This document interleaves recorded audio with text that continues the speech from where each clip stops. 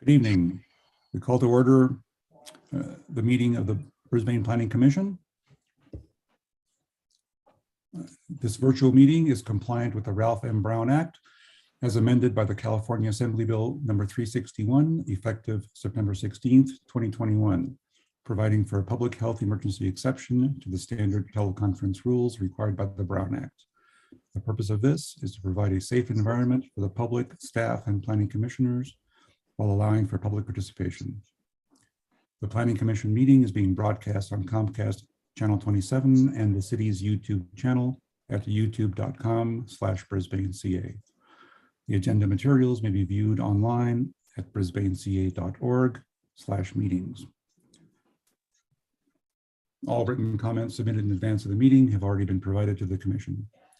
For those who did not provide written comments, a call-in number was provided on the agenda, which can be viewed online at brisbaneca.org/meetings. The phone number and instructions will also be provided during the meeting. Participants in the Zoom webinar may make their comments through Zoom. Please note that Zoom participants will only be able to address the Commission verbally.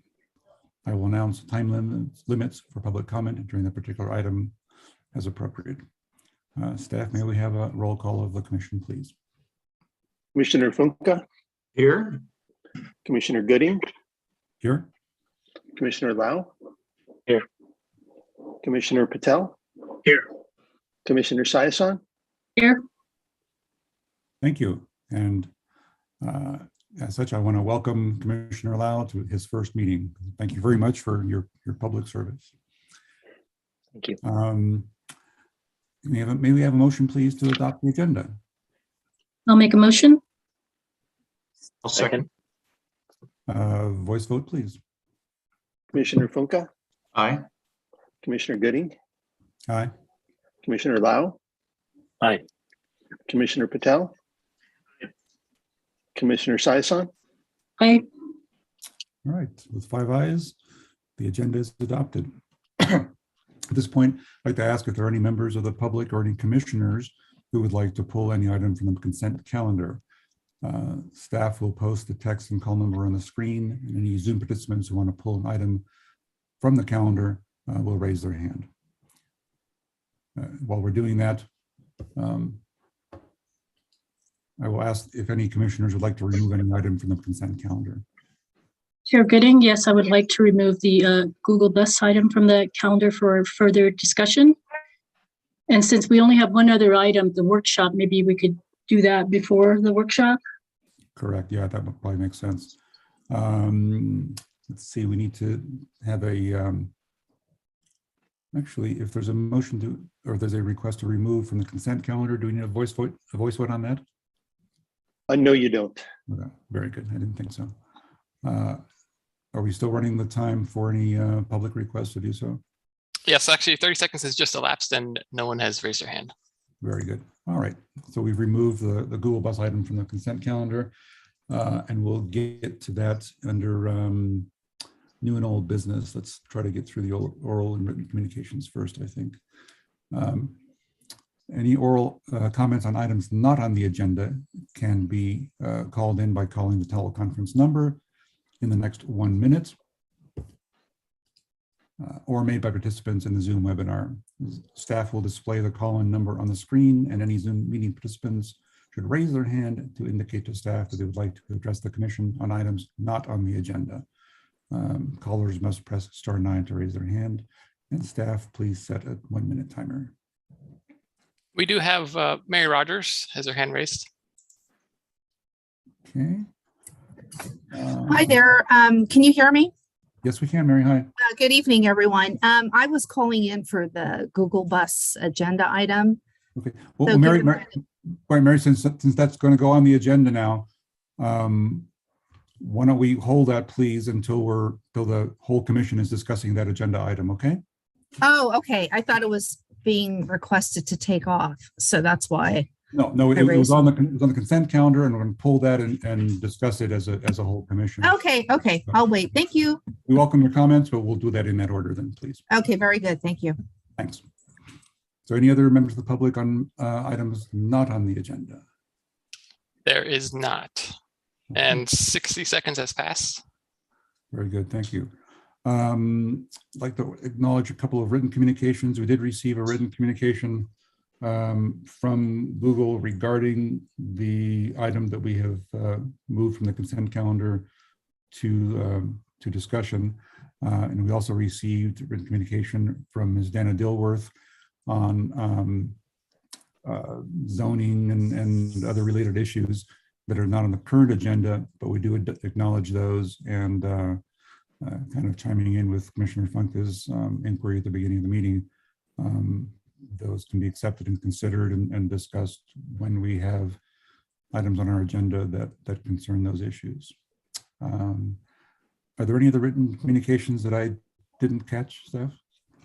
I think you got them all. Thank you. Any, are we still on the timer for any oral comments? No, the 60 seconds has elapsed. Great, thank you. All right, in that case, we're moving on to the item pulled from the consent calendar, which is, let me get down to it so I can call it the right thing.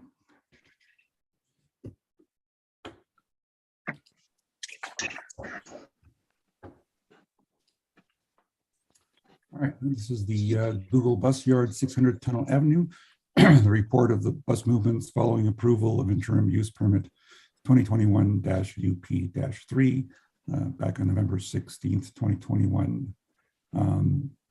Staff, can we have just a summary of events since that time, please?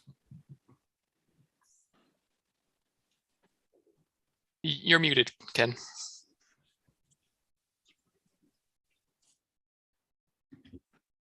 Thank you. Yes, the Planning Commission had approved this application as a continuation of that existing use of the Google Bus Yard. That was back in November, and asked for, there was a condition of approval that had to do with routing of buses, that it should be to and from the north on Tunnel Ave and not the south. And essentially also to provide a report after 90 days of operation, which the Planning Commission has Google's report. Although it wasn't included as a condition of approval, there were operational parameters as well, which had specified the use of from 4 to 7 a.m. and 5 to 9 p.m. And you have their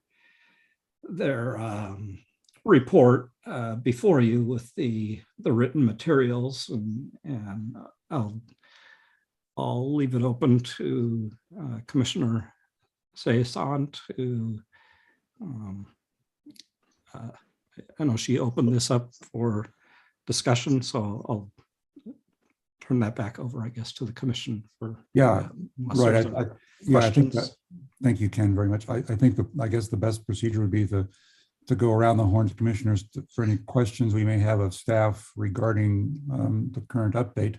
And rather than go alphabetical, I know that Commissioner Saison definitely has some questions and issues. I'll pass the microphone. Okay, thank you. This will just take a few minutes. I actually prepared some remarks. So I pulled this item from the consent calendar because I think we need to revisit Google's interim use permit due to the newly received information. To review, Google was first granted a 2-year use permit in 2019. During that time, there were a number of issues: lighting, dust, traffic, and violation of operational hours and route. Last November, prior to the end of their use permit term, Google sought to renew for another 5 years. Because of the previous issues, we granted a 1-year interim use permit as a kind of probationary period. As part of their conditions, they had to submit a report of their bus movements 90 days after the permit grant. We now have that report. What does it show?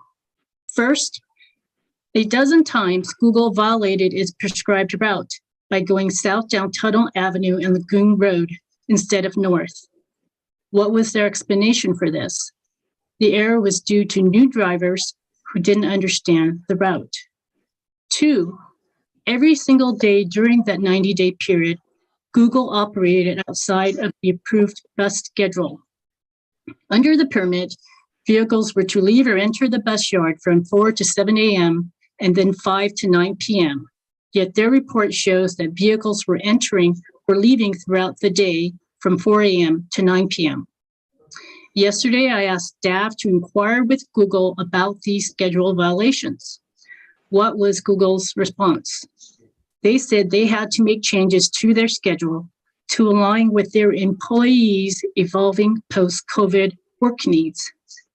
Google added that they expected to get back to their approved schedule, quote, in the next few months, but kindly request that this flexibility as we work through the changing COVID dynamics. I followed up with staff and asked if Google consulted with them regarding the need to amend their bus schedules. They did not. Thus, rather than consulting with staff or coming back to us, Google decided unilaterally to change their bus schedules in knowing violation of their use permit. So, to get to the crux of the matter, I think some action is now required by the Commission. The violations here by Google were repeated and in some cases willful, and I don't think this is something we can simply ignore. I understand that the Google buses serve a larger community purpose, and that is something we can certainly take into consideration.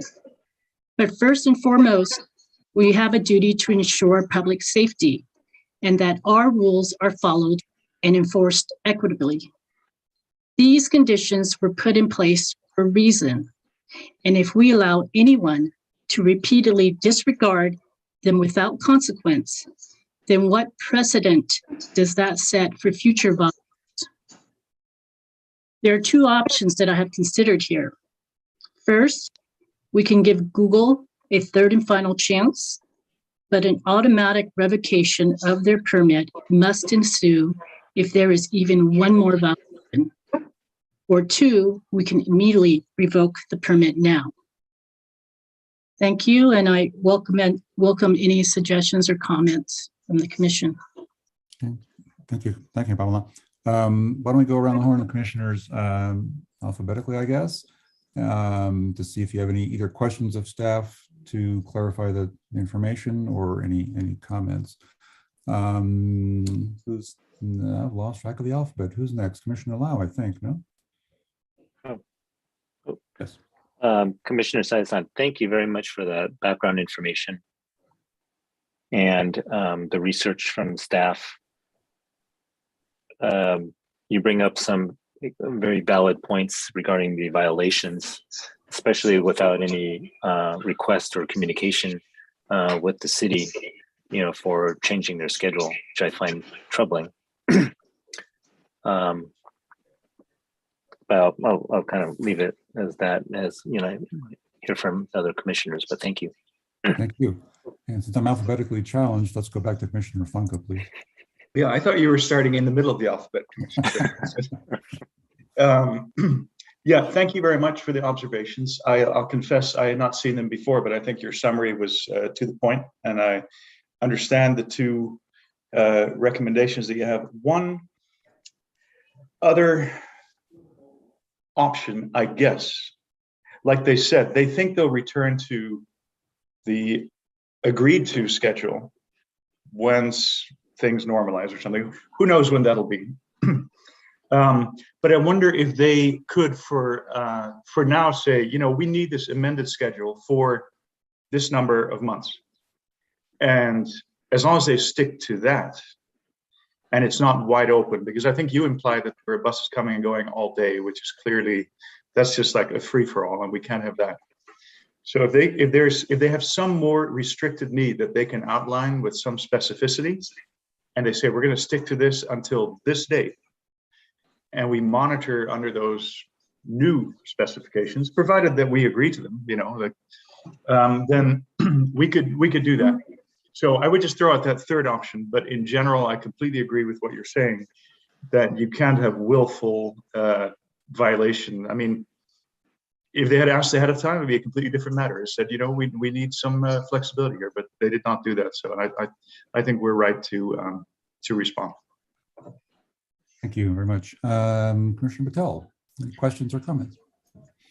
I thought that was a great summary by Commissioner Saison. The only problem I'm having with Commissioner Funke's proposal is that we've had numerous hearings now about compliance with what they said they're going to do, how they said they were going to do it. And it seems as though they just sort of do whatever they want, which I think is like what's offensive to our community and it's offensive to people that expect certain level of behavior. And it's almost as though Google thinks that they can just change it and then ask for an apology, which we've accepted in the past. But I think it's getting to the point where people are kind of fed up is the problem. Thank you. Yeah, you know, back in my working days, we used to call this whether you ask for permission or forgiveness. Sounds like it appears that Google's deciding on asking for the forgiveness route rather than the permission route, which is, you know, when it comes to one of the largest corporations in the world, we would, I think, expect something a bit more more disciplined. So to Commissioner Saison's point, well, let me back up one step. We also need to allow for some public comment here, including possibly that of the applicant or of Google and of the public. So perhaps we have to do that before we have a whole lot more discussion about our intended decision. Staff, do we have Google here to comment or respond to questions? I believe they are. I see Sam, but I didn't see, is it Ross? And Sam may be able to address. I was expecting Ross as well. I saw him check in a few times, but he's not here now. Ross should be in.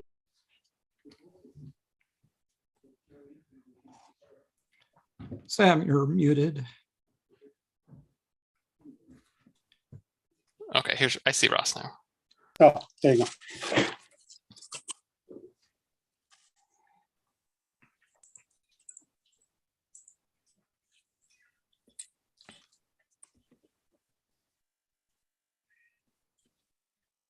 Ross, you should be able to unmute yourself and address the commission.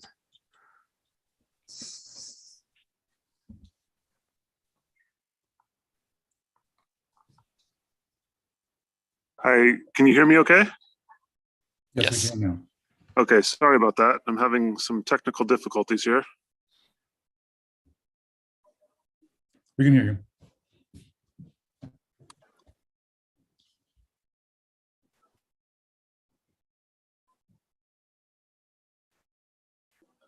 And sorry, I was just able to join. So was there a question for me? And apologies again for being late. Well, we've been talking about the commission's grave concerns about Google's violations of the use permit and whether or not to grant Google any additional time to correct those problems or simply to revoke the permit. So we would like Google to respond by addressing the violations that you guys provided a report that on its face showed a bunch of violations of the conditions of the use permit. So we're looking to Google to respond to that issue and address, perhaps why, perhaps what can be done to correct, and what assurances can be made that those corrective methods will be effective. Okay, and thank you. Thanks for repeating that. Yeah, and absolutely. And so to the point about just the variation in the trips from what we originally had in the permit, that the original data that we provided was, that was the snapshot in time of what the current operation looked like pre-COVID. Like a lot of things, things for us in particular have been flipped pretty dramatically upside down, for lack of a better word, because of the COVID dynamic, and our scheduling and just overall operations have been dramatically impacted. So what you've seen is a response to us trying to, right size the operation to align with the new demand in this COVID dynamic. So yeah, I agreed. I mean, what we're doing currently is different than what what we had been doing when we first set out on this, set out with this parking arrangement. And again, it's COVID. We're reacting to COVID and trying to kind of figure out the operation based on what those those new dynamics. Okay. Well, I think our concern, or our frustration slash disappointment, is that this was before us not that long ago, in November, late November of 2021. Fully, well into COVID. And at that time, Google, the Google rep, and I'm not sure if it was you or somebody else, did not bring up to us anything about, well, we're trying to do things differently for a while. They simply asked for the rules that were in the use permit. And now here we are 3 months later. And it turns out you're doing it differently than what you asked for and we agreed to. So I think you can appreciate our dissatisfaction with it. Right. Do any other commissioners have any questions of the Google rep, Commissioner Funke? I think it seems to me that the pattern of use is more just a desire to use it as a parking lot to meet the demands of Google employees. So, and your traffic, and I understand that those needs are there, but without regard to the reason why the original schedule was put in place. I guess I'm just reiterating Commissioner Gooding's concerns, because I guess meeting the fluctuating commuting needs of the employees might mean that you need to be essentially driving buses in and out all day. And maybe that's your need, and maybe that'll be your need going forward. But I'm not sure that that can be the terms of the parking lot. I'm sorry, that wasn't really a question. That's just what's going through my mind. And if I can just respond to that too, I agree, and I totally understand the frustration that you guys feel. I feel like looking back on this, I think there's a lot of things that we could have done better to be more proactive about sharing information and just being, just more transparent with you all. I think that's obvious, right? And so I do apologize for that. I think that's, we've been, not to make excuses, but we've been kind of scrambling, trying to kind of piece this thing together too. And I think, again, this would have been, looking back on it, I think there's some things we easily could have done to, communicate to you all, so there was no kind of surprises as we, when we do meet on the cadence that we do meet. So I just reiterating, I understand your frustration, and I apologize for us not being a little bit more clear with you all. I guess I do have one question, Chairman, and then I'll move on. What do you think the prospects are that you actually will be able to return to the schedule that was agreed to? Do you think that's in the cards at all, or do you think that you'll permanently actually need a more flexible and open schedule? It's a really good question. I'm pretty confident that we're actually ramping.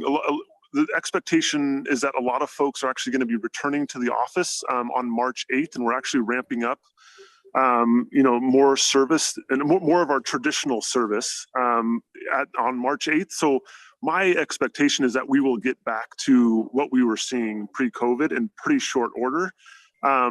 That said, we've been kind of proven wrong on a lot of things over the last couple of years. So I think having some sort of flexibility baked into it would be great. And if there is an appetite for that, that would be amazing.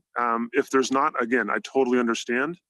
And we'll work to make whatever we need to do. Mr. Benson, I have a follow-up question. So, are you or someone else in charge of compliance here? Yeah, I mean, so I oversee our G-bus our G-bus, aka shuttle operations in the Bay Area. So my question is, when you first realized that you were having problems complying with the terms of the use permit, why did you not come to us before, 2 weeks or a month after you realized that, well, we're not meeting what we had promised? Why didn't you come to us before then? Yeah, and I guess some of that is just my lack of understanding of what the actual process was, and if that was something that we needed to do on a weekly or whatever that cadence might be. So yeah, I think that is absolutely something that we would plan to address, going forward. I guess just understanding what your expectations are in terms of that reporting. Well, no, my expectation is you were aware that you were violating the terms, and instead of notifying us, you allowed it to continue until this report was due. So that's, I'm just wondering what you were thinking. Yeah, I think we just, the thinking was that we provided the report, and that kind of showed what we were doing, and then that we would address it or talk it through at this forum or at some other scheduled forum. Again, I think just an oversight on my end on what the actual process should have been in terms of raising these or discussing these. Thank you. Anyone else? I think Commissioner Lau's turn, probably to ask any questions of the Google rep. Yes, no, I have the similar concerns about the lack of communication, with the violations.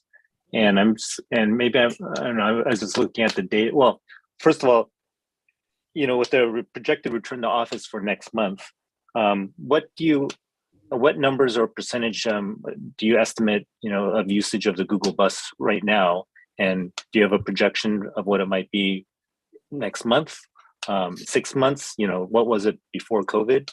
What's the expectation?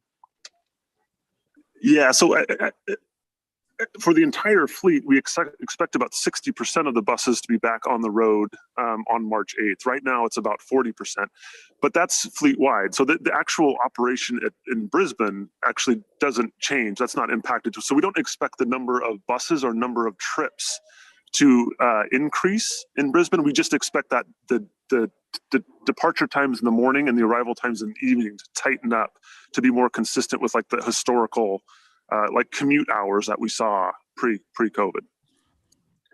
Right. And I was looking at the data here, and maybe I don't know if I'm interpreting it correctly, but it seems like from November to January, the number of trips outside these allotted schedule times, which is 4 to 7 in the morning and 5 to 9 p.m.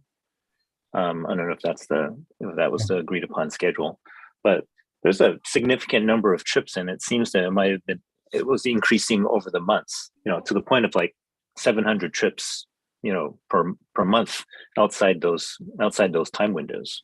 That's a significant number, and so I have concerns about that, as well as if there's increase, even more trips.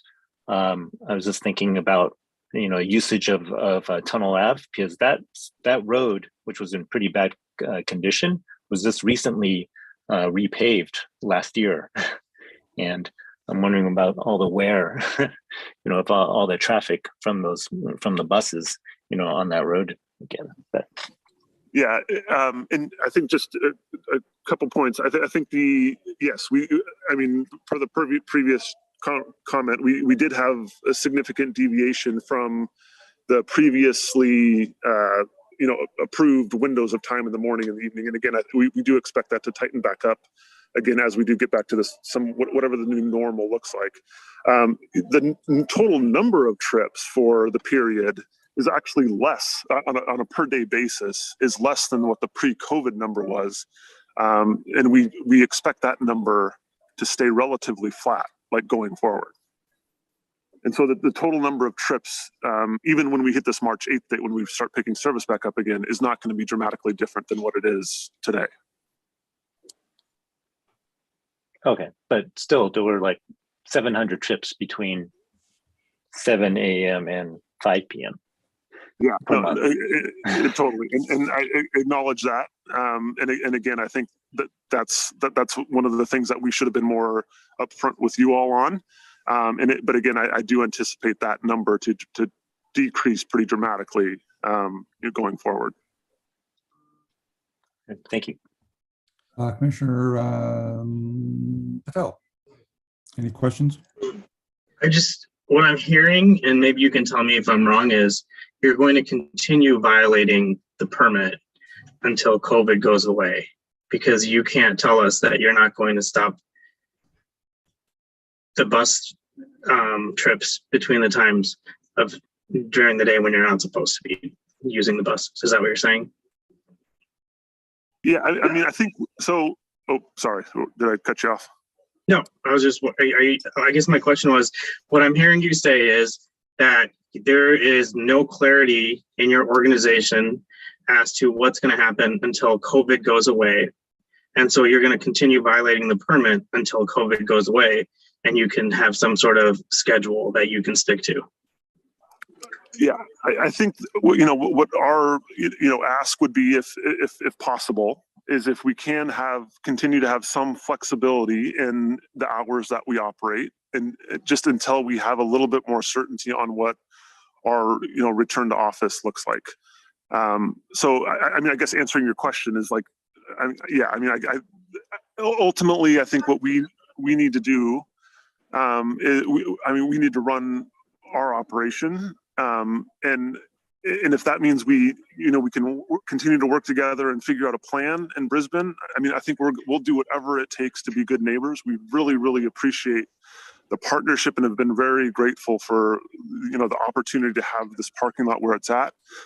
If it is the case where it's just not, there's not an appetite to continue doing it, we totally understand that and respect that. But I guess I would just ask that if there is an appetite for some flexibility, we would greatly appreciate that. Any other questions, Sandeep? I was just going to follow up with, so what it sounds like, though, is the answer to my question is yes, you're going to continue violating those portions of the permit that you have been violating until after COVID. Yeah, I mean, I guess the answer to that question is yes. Okay, thank you. I have just one follow-up question, which is, as a matter of business necessity or daily use, what is the reason why Google needs to be running buses outside of the use permit windows of morning and evening? Yeah, so there's been a pretty dramatic shift in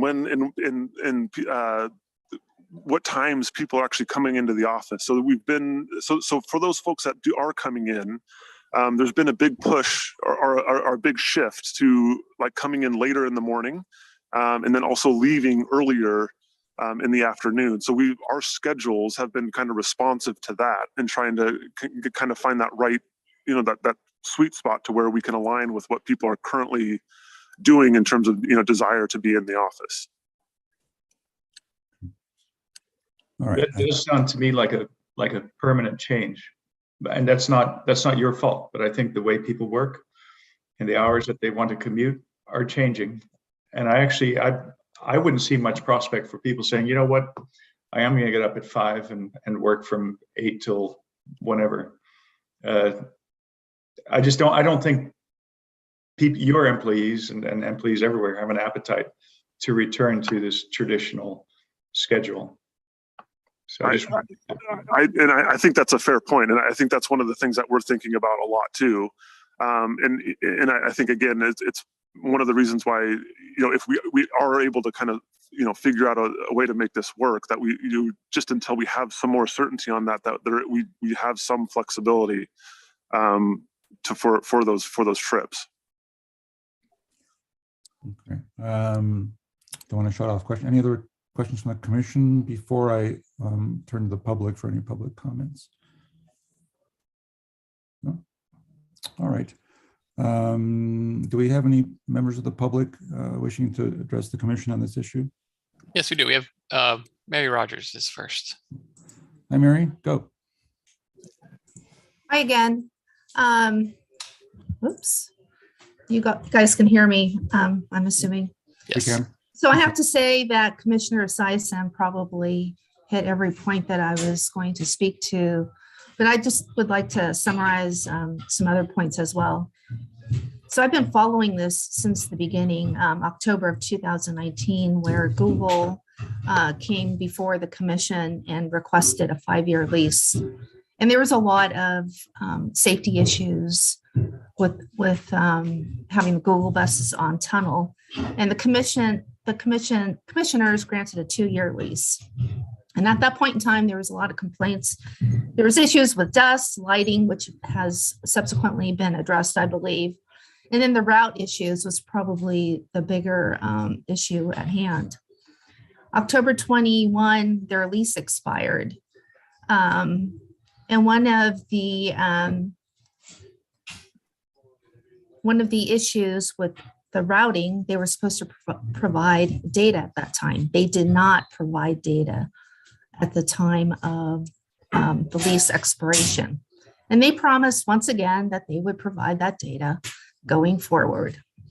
And so I'm assuming what I heard earlier, that this extension, I'm not sure if it's a year or if it's month to month, but it's contingent upon a lot of different issues that they needed to address.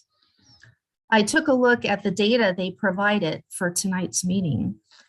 And I don't know about you guys, but this looks like something I could pull together in Excel very, very easily. It just doesn't look official enough.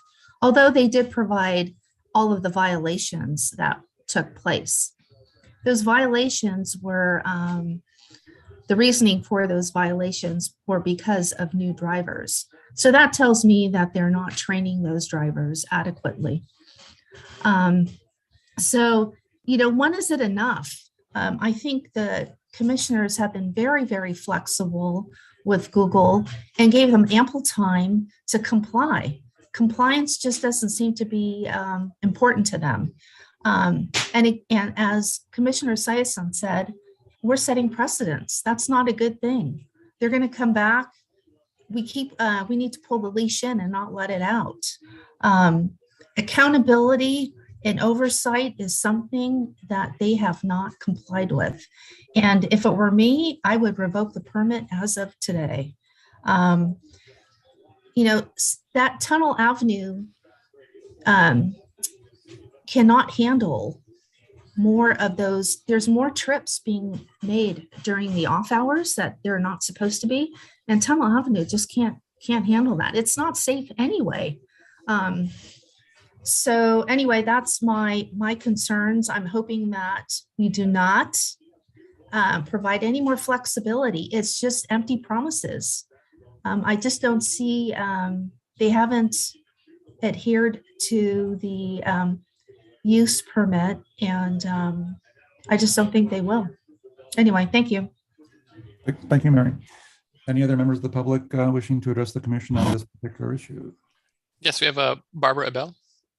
Hey, I actually don't have a problem with the off-hour trips. I think it reduces congestion, and I think I'm all for people having liberty to go to work when they want. I think the problem here is really only the bad faith. And I was just thinking if it's if the commission's will is to let them have one more shot, then I think that's fine. As long as it comes with they sign a new agreement and it comes with some nice stiff fines if they don't adhere to whatever they agree to this time around, and maybe they can be smart this time. You'd think they would have built in the flexibility 3 months ago, but I don't know. I don't remember who came 3 months ago. It seems like maybe that person wasn't thinking very far into the future. whatever, water under the bridge. If you want to give them another thing, just make sure it's going to cost them if they don't hold up their end of the bargain. That's all. Thank you, Barbara, very much. Any other members of the public, staff? No, we have no others, and the slide was up for at least 4 minutes. Right, very good. Okay, what I'd like to do then is close the public hearing. May I have a motion to close the public hearing, please? I'll make a motion. And second? Through the chair, this isn't a public hearing item. Oh. Ah, But- sorry. Here, I thought I was remembering to actually close the public hearing for a change. All right, in that case, let's just move on to final discussion by commissioners regarding our proposed action. If I can just sort of set the table for that a little bit, my thoughts, and then by all means, let's discuss, is, options are: 1, revoke the permit because they violated; 2, provide for some very short limited period for them to prove the ability to comply, and then leave the permit in place. And the third is problematic because I think if they had wanted to modify the permit for changing business needs, that's something that they could have and should have asked to do all along. I don't think we have before us any cogent alternative. Google's representative asked for some slack on this issue, but we don't have any specific proposal from them on what that slack would even look like, let alone whether we are amenable to it or not. I mean, I take Barbara Evil's point that for all I know, these not permitted trips may lessen the congestion during rush hour. I don't know. That's something we can sort of address if we had a specific alternative plan before us. The concern we have is that they simply have not been complying with the terms of a use permit, and for a corporation the likes of Google to do that is distressing and needs to be addressed somehow. So I think my take is the only 2 options we have at this point, absent the request from Google to modify the use permit, is revoke or short leash, to coin Barbara's word. Those are my set the table points. Through the chair, Yeah. could Ken speak to, there are some very defined procedures in revocation. I don't know if the commission's familiar with those. You want Ken to walk you through those. We're not in a position where anybody can take an action tonight. This wasn't a public hearing item. There wasn't a revocation proceeding. And actually, the commission doesn't have the authority to revoke. That's an action the city council takes upon your recommendation. So I just want to make sure we're all clear as to what your range of options are. And so if you're interested, Ken can fill you in on that. Yeah, thank you. That's probably appropriate before we discuss what we want to do. Yes, I can. It's a fairly short section of the code, and there is a slightly, as I read it, different procedure for interim use permits than for other use permits. And essentially, and this is the municipal code chapter or section 17.41.100. And I'm just going to read it straight for you here so you'll hear how it's worded directly, just a short paragraph. An interim use permit may be revoked upon a determination by the authority granting the original permit, either the Planning Commission or the City Council, that the holder of such permit has failed to comply with any of the conditions thereof or has violated any applicable provision of this title. A public hearing on the revocation shall be conducted and notice thereof shall be given in the same manner as prescribed in section 1741.050. And that is essentially the 10-day public hearing notice is what that refers to. So it would be a public hearing item. We would put out a 10-day notice in advance of that public hearing. But I stand corrected that the commission would have final authority over it because they granted the interim use permit originally. We would have to give the applicant or the permit holder notice of our intention to revoke, essentially. they'll likely come up logically at the next scheduled commission hearing.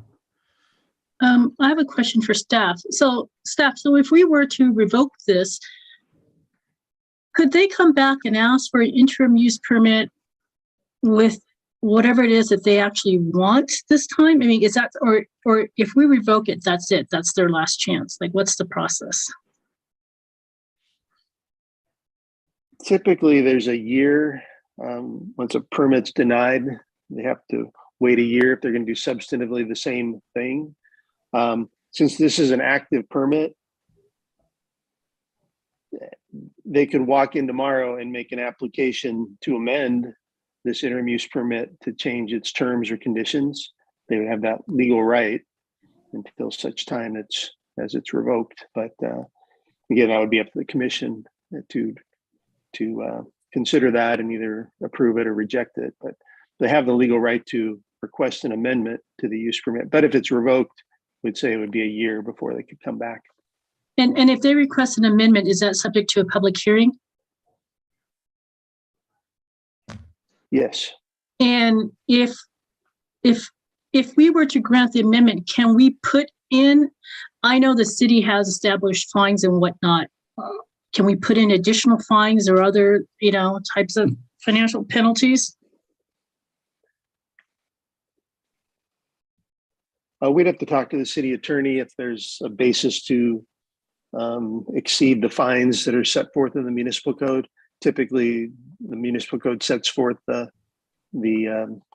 violation fee amounts, and it sort of escalates based on number of violations and whatnot. So we'd have to check the city attorney if there's any more teeth to be had in that. But there is, as a default setting at least, a nominal schedule of fines for violation of any interim use permit, correct? Well, we would treat it as a code violation. Right. They basically, yes. So, Was there an analysis done on what the current fine would be for the code violations that they've committed? I don't think so. Not that I know. No. Okay. No, there's the initial code violations start at $100 for a first occurrence and escalate from there. It's but we haven't issued a citation, and that would really be the mechanism to begin to fine them.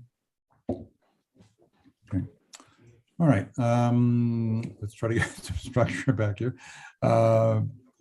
Let's have please some discussions as to what suggestions each commissioner has or how your desires lie about what to do, I guess, as between voting to initiate a revocation process or voting to, I believe the only feasible alternative is some decision by the commission to give them X amount of time before we do initiate revocation proceedings and monitor their progress in the interim. I think those are the only two options, but if anybody is more creative than that, please say so. Let's go alphabetical. Commissioner Funke. I actually, the way I think about it is I actually commend Mr. Benson for his honesty and his response to Commissioner Patel's question. And that's basically that whatever schedule, the schedule that was originally agreed to is not going to work for Google. I think that was clear, and that's been clear from our discussion. It's going to have to be some amended schedule. Sort of in line with the way a lot of public transportation works is that you do your bulk of your commuting early, and then during the low use hours, you have a much lower amount of use, and then it picks up again at the end of the day.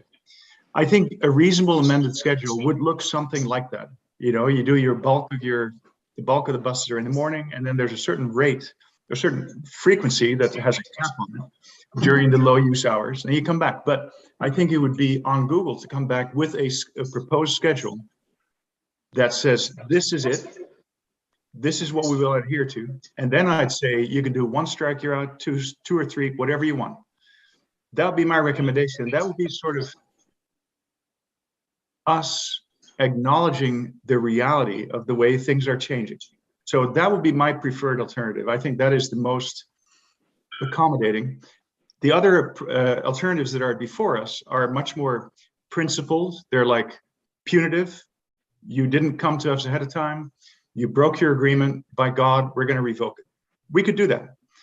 And the other thing is actually, if we, representing this city, decide, you know what, we can't live with any arrangement where buses drive during the day. We just cannot, right? Because we've talked about this before, and Tunnel Road is too narrow. It's not safe. So we actually cannot even entertain an alternative schedule.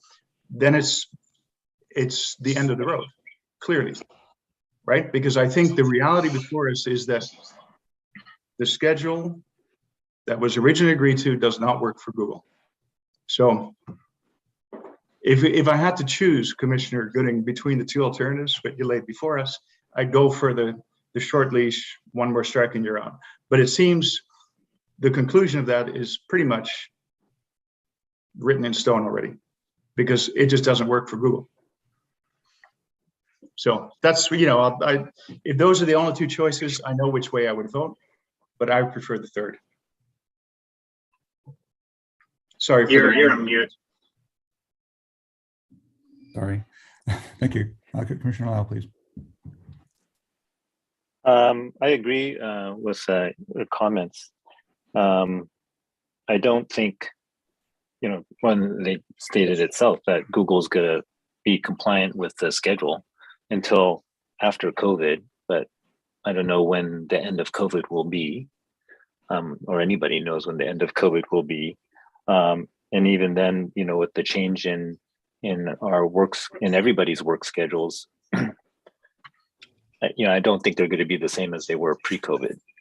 So I have an issue with that. I have an issue with, I appreciate, the data that was provided, although that's not really independent. And I probably prefer independent data on, on the number of trips that are occurring. And then there's the issue of the, bad faith and the non-compliance. I think if you find Google $100, $500, $1,000, that's not,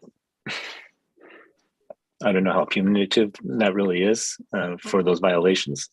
I have one thought that I'm not sure if it's appropriate, but if Google does come back with some schedule that they think is reasonable, that may include additional hours for trips, that is that's still would they be able to amend? Would we be able to amend an agreement? But with this increased usage, with this increased usage, can the agreement be modified to provide some services for the city? Whether it be internet service for the entire city, or building a solar farm for recharging cars, car electric charging stations, in that parking lot, something like that, to amend that, to be included in an amended agreement. Okay. Thank you. Commissioner, where are we? Sandip. So I think that procedurally, Google says that they can't abide by the permit that we issued. So we have to ask for a revocation of that permit. My ask would be probably that we agendize this for a revocation of the permit. If Google files something to amend it between now and that hearing, we can maybe consider everything at the same time, the amendment and the revocation. But Google has said that they are not going to be able to follow the permit, the requirements of the permit. So I don't know what extending the time will do. It'll just allow them to not to violate the permit for longer before we revocate. I don't understand why we would do that. So I guess my ask is, I think that we would probably agendize this for revocation, If Google wants to file an amendment, they can file an amendment and we can hear it at the same time. And I would probably ask staff to issue a citation for the violations that they've already committed, that they've admitted to committing. Interesting. Okay. I say something, sorry.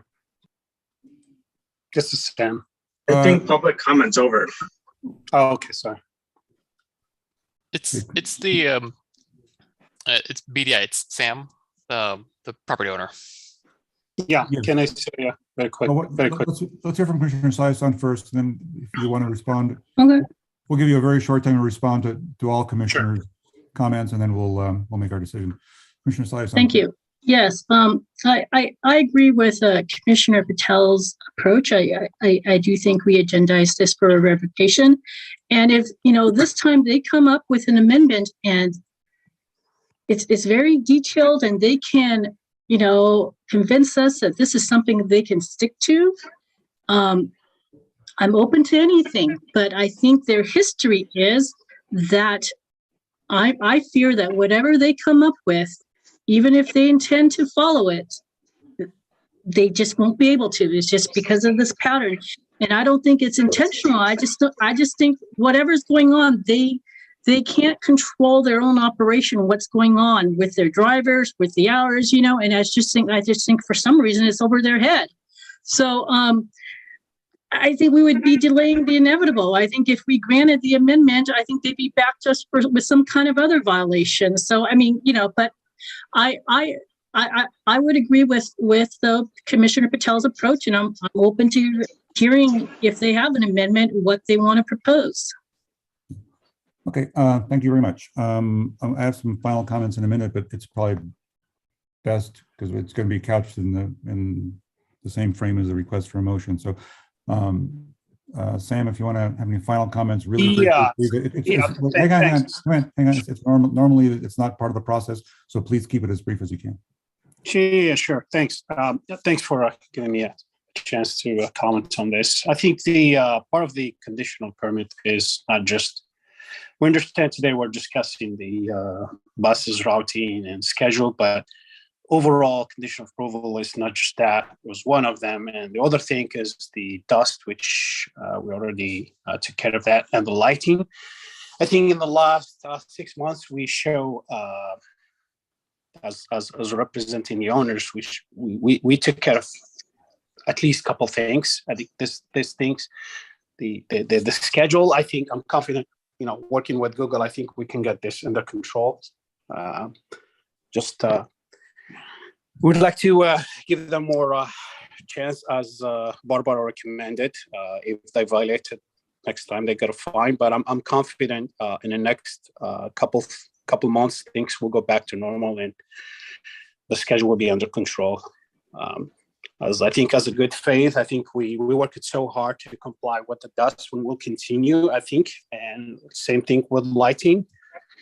And I respect the community members and all the residents, and I hope we'll give them another chance to comply with this. Thanks. Thank you very much. No problem. I had a quick question though, either John or Ken. Is it feasible to issue citations to Google based on the violations in their own data at this point in time, or does that require a separate process? That was a very vague question. Can we? I assume because there are violations in their own records, we get issue citations if we chose. Yeah, I'd want to talk to the city attorney. I think we could. It's an interesting situation. Most of our violations are not exactly self-reported. They're usually turned in and investigated. I don't know that I've ever seen anybody turn themselves in for a code violation. Ken, I'm not. But we talk to the city attorney if we can. I understand that's the commission's desire and wish, and if indeed the city attorney is good with that, we will proceed. I suspect the issue or the link or the trigger would be that, if memory serves, the use permit provided an obligation for the applicant to provide data, and that's the data they provided that is essentially a self-report. But I take your point that it's not the typical, single residence violation issue, but it's a different kind of permit. Okay. My 2 cents worth as one of the 5 is to take Sandeep's suggestion of a simultaneous or contemporaneous process of notice to revoke, while obviously, since the applicant's been listening to this, affording an opportunity for them to apply for a modification of the permit. I would be in favor of citations being issued in the interim, because I think that's the only way for this commission and this city to deliver the message that we want folks to ask for permission, not forgiveness, but they really need to comply with the permits that they apply for and they agree to, and not just come back on the back end and say, that doesn't work for us. That's just not the way a business this big should operate, I don't think. I think the best situation would be to have this commission consider a modification in the context of a pending revocation and pending citations. Anybody have the ability to talk to motion like that? Can I make just one really quick comment? Because I think that just the way Director Sawicki, I think I would frame the question a little bit differently than you did. Yes, it's true they did self-report. It's true that they did just admit that they did violate the permit and that they are going to continue violating the permit. But we should also remember that they didn't self-report until we actually had another hearing to continue to extend the permit. And it was one of the requirements that they were supposed to do. So potentially we could have been dealing with this a long time ago had they actually fulfilled the requirement of reporting, which they didn't. So I guess, people get mitigation for admitting when they don't have to, but they didn't really do that. So I don't see it as a mitigating factor. Yeah, and you actually remind me that the reason we had that hearing is because they had let the permit lapse without requesting a new one. So all that aside, I don't want to jump the gun and presume to read the room correctly, but I would entertain either the motion I sort of laid out or anybody else's if they have something else. My suggested motion would be to communicate an intent to revoke while requesting city attorney for advice as to what citations to issue in the interim, during which time the applicant is free to apply for any modification that sees fit. I would second that motion. So somebody has to make the motion, then somebody else. I'm sorry, you didn't make it. Sorry, I can't make the motion. Right. Do I have to repeat the motion to make it? Somebody has to. I would make a motion too. I would make a motion for staff to agendize a revocation of this permit, and at the same time assess whether Google should be fined for their whether Google should be issued citations for their violations that they've already admitted. Second. Second that motion. Voice vote, please, staff. Commissioner Funka, Aye. Commissioner Gooding, Aye. Commissioner Lau, Aye. Commissioner Patel, Aye. Commissioner Saison. Aye. All right. With 5 votes, the motion carries. Any appeal procedure to read at this point? I don't think so. There's no action pending. There, yeah. And through the chair, do you want to take a short recess before we start the next item, or do you want to keep going? It sounds like a bio break might be in order. Right. So we take 5? 5 minutes. Great. See you then, folks.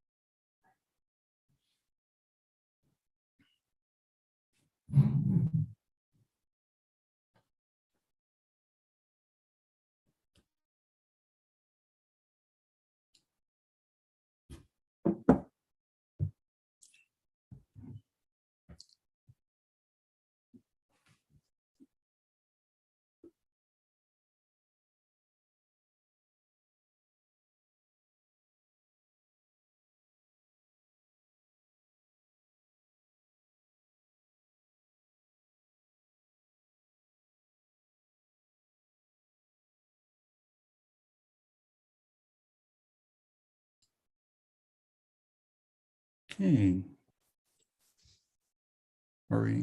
Are we back? We still have some black boxes.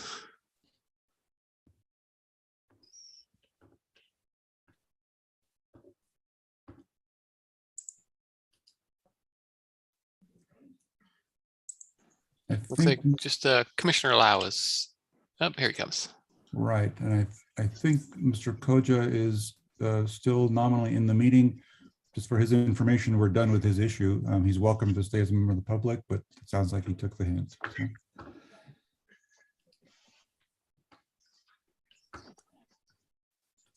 All right, looks like we're all back.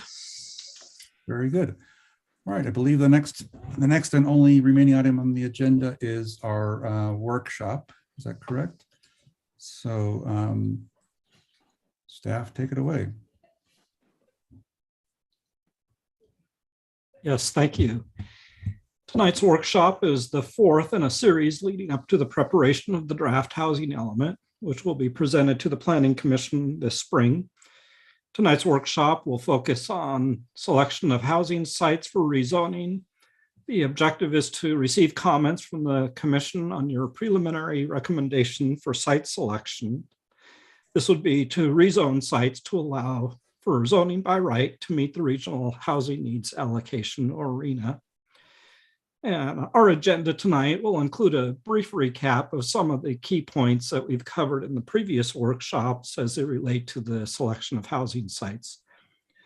Then we'll turn it over to the Planning Commission for discussion with the aim of getting your input regarding the sites to accommodate the RHNA. So tonight's presentation by staff will be fairly brief and really just recapping what we've already talked about in our previous workshops. And we want to allow time for the commission to provide your thoughts as well as to receive any public comment on the matter. And then very briefly after that, we'll talk about next steps in the schedule. This slide has been updated from the last meeting, and that we've refined it in terms of the existing potential, some minor differences there. The bottom line here is that we have shortfalls in zoning in all the RHNA income categories. And the main number to remember is that we need to provide new zoning for nearly 1,500 housing units, 1477 there. If we provide zoning to that total number in accordance with the state's criteria, then we'll also meet the individual income categories below that, the very low income and so forth. And next slide. There's some key things to consider for rezoning to meet the RHNA. We've divided this into two groups, and the first is on the Baylands. As we previously discussed and as presented in the staff report, the Baylands can accommodate the entire RHNA shortfall, even at the lower yield of 1,800 housing units. This is consistent with Measure JJ, which passed in 2018, and the subsequent general plan amendment. This was also favored by the community and the feedback that we received through Balance Brisbane.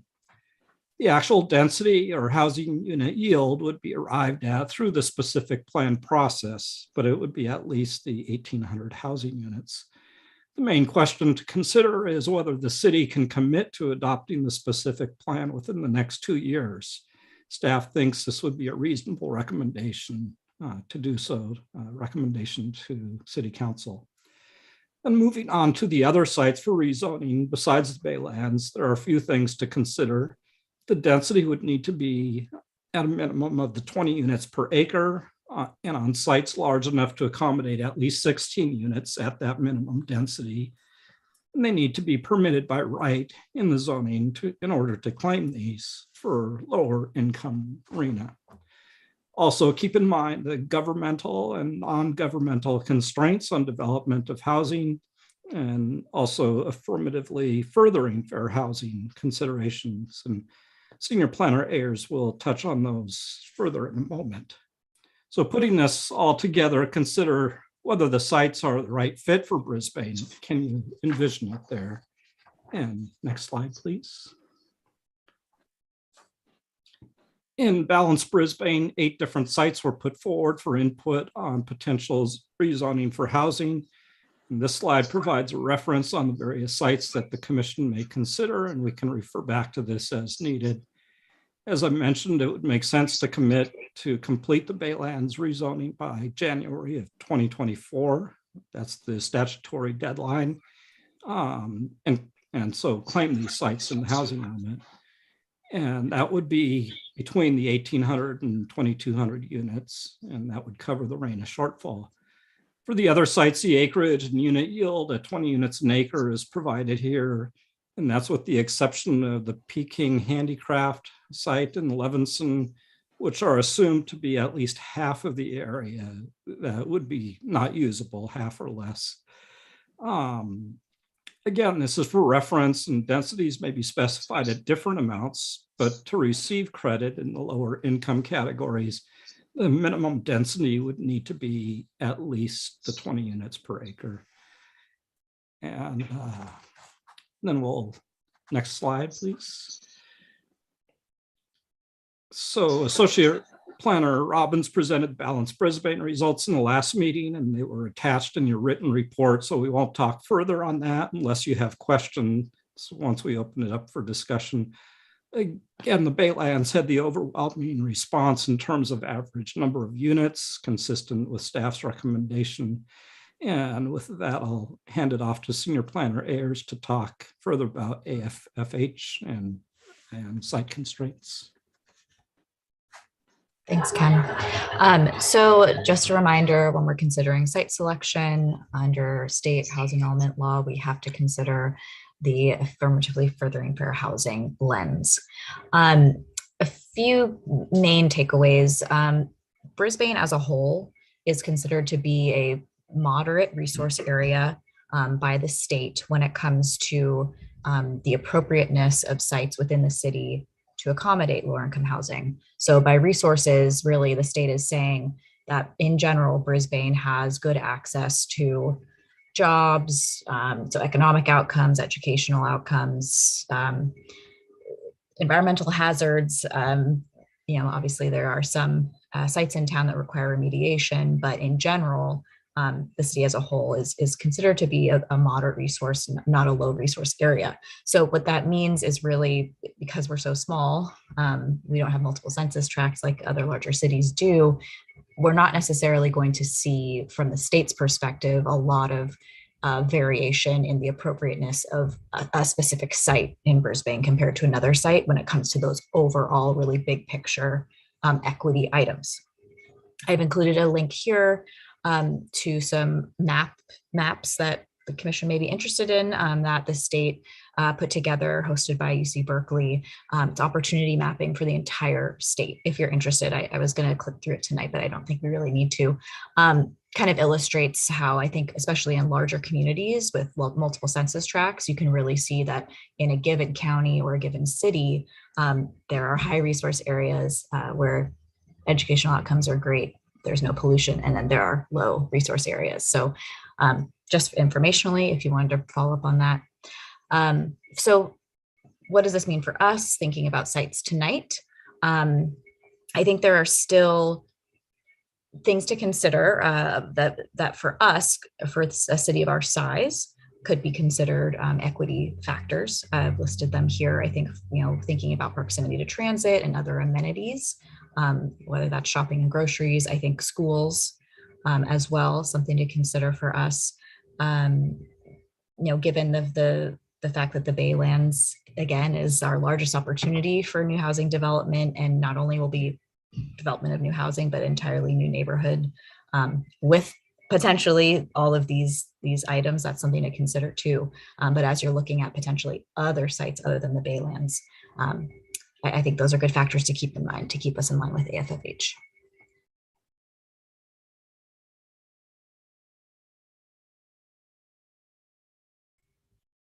Back to you, Ken.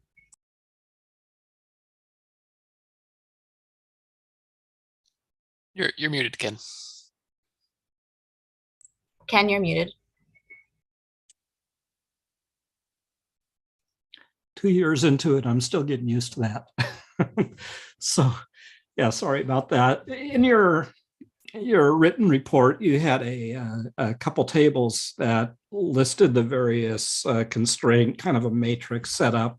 And this list kind of just boils down some of those key constraints, a short list, if you will. So Baylands is, the big question is really timing of that, to recommend in the housing element, and then infrastructure has to be built, of course.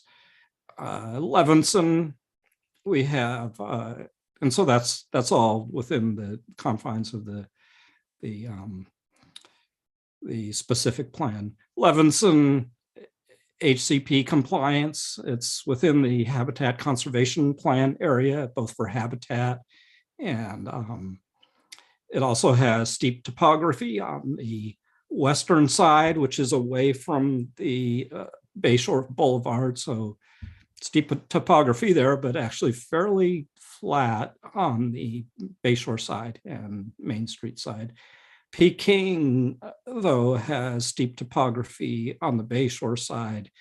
And then on the Guadalupe Canyon Parkway side, it has potential for habitat, and it also is within the HCP.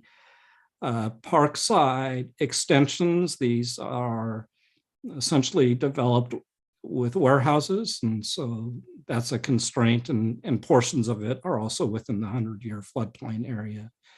Lower Thomas Hill is within the HCP as well. We have not seen the biological resources typically in this area, but a biostudy would be needed there. It also has relatively steep topography, as is typical for much of central Brisbane. Southeast Bayshore, we have existing development there with the warehouse, and I think there's a correction on the table, one of those two tables in the staff report. I think it said Southwest Bayshore, but it's Southeast is what's considered here. So there's existing development, and there's a history of subsurface contamination. It's under water board orders, and so portions of that site may have restrictions on it or require further abatement. And then Sierra Point Marina is really, would it be the will of city council to use that property, and the loss of marina parking there, and it's also on a sanitary landfill site. So that's the short list, kind of trying to boil down the larger lists in your staff report. And I think at this point, yeah, we can open it up to Planning Commission Q&A discussion. And again, the workshop objective here is to get your feedback, your recommendations on preliminary basis. We'll come back, with a complete housing element draft, but this would be to provide us guidance on moving forward. And kicking us off here, Baylands timing, and then other sites, if you would like to entertain those for added buffer. So with that, I'll throw it open to the commission. Very good. Thank you very much, Ken. And through the chair, Commissioner Gooding, I also wanted to point out that the written correspondence you referred to earlier this evening from Ms. Dilworth is relevant to this particular workshop item. So it is RENA related and housing sites. So certainly the commission should feel free to ask questions or use that if you wish tonight. You're right. Very good. All right, let's go around the horn with any discussions or any further questions. Commissioner Funke. I was in the process of opening that communication, but I'll reserve it for a little bit later when I have a chance to do that. I had two questions right off the bat. One was about the flood zone and what that means, and if that can be mitigated in some way, because I know that we're actually, the Public Works has done some things already around town to improve runoff, and I just wonder if that's something surmountable. And the other question was about the constraint posed by the existing development. So I'm looking at the park side things, there's warehouses there. What does that constraint actually mean? Does it mean that the current owners might be unwilling? Is it, what kind of obstacle is that, I guess, is what I would like to hear. Right. So on the first question, the floodplain, that is something that would be an engineering solution to that, to essentially get I'm a little bit out of, well, definitely out of my field on this one, but my understanding is that they would raise up the level of the floor so that they're outside of that impact area, potential impact area. And so that's for a 100-year flood event.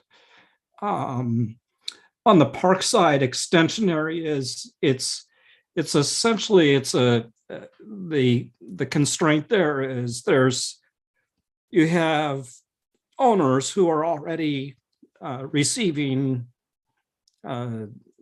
lease income from those properties. And so it's kind of two questions. Is one, how that pencils out for them, and if that's in their interest to take on that conversion of the property. I guess one question sort of rolled up into different parts, but so there's you versus a vacant site where it's wide open, and so you develop something out there, you're going to start getting income. They already have uses out there. And is that I'm sorry to interrupt, but is that one of those things that could be addressed by one of the programs that Juliet talked about last time? Like if it was in the city's interest to really promote housing there, because we didn't want to put it somewhere else, is there a program that could be used to encourage the conversion that we want to see? Other than a new overlay zone, which is what would be in consideration here, like actually changing the underlying zoning? Yeah, so you would change the underlying zoning, but then it also would have to, I guess, you would have to make it in the interest of the current owners to say, yeah, Well, I mean, the biggest stick I can think of to encourage them to develop it with different uses would be to actually change the underlying zoning, which is currently the TC1 Trade Commercial Crocker Park District, eliminate that and rezone it completely, not adopt a zoning overlay, which under our current Parkside overlay zoning, the TC1 designation has remained, which means they can operate, the existing uses can operate under that zoning designation in compliant fashion. And it would only be at the property owner's option if they wanted to redevelop for residential development through the overlay zoning regulations.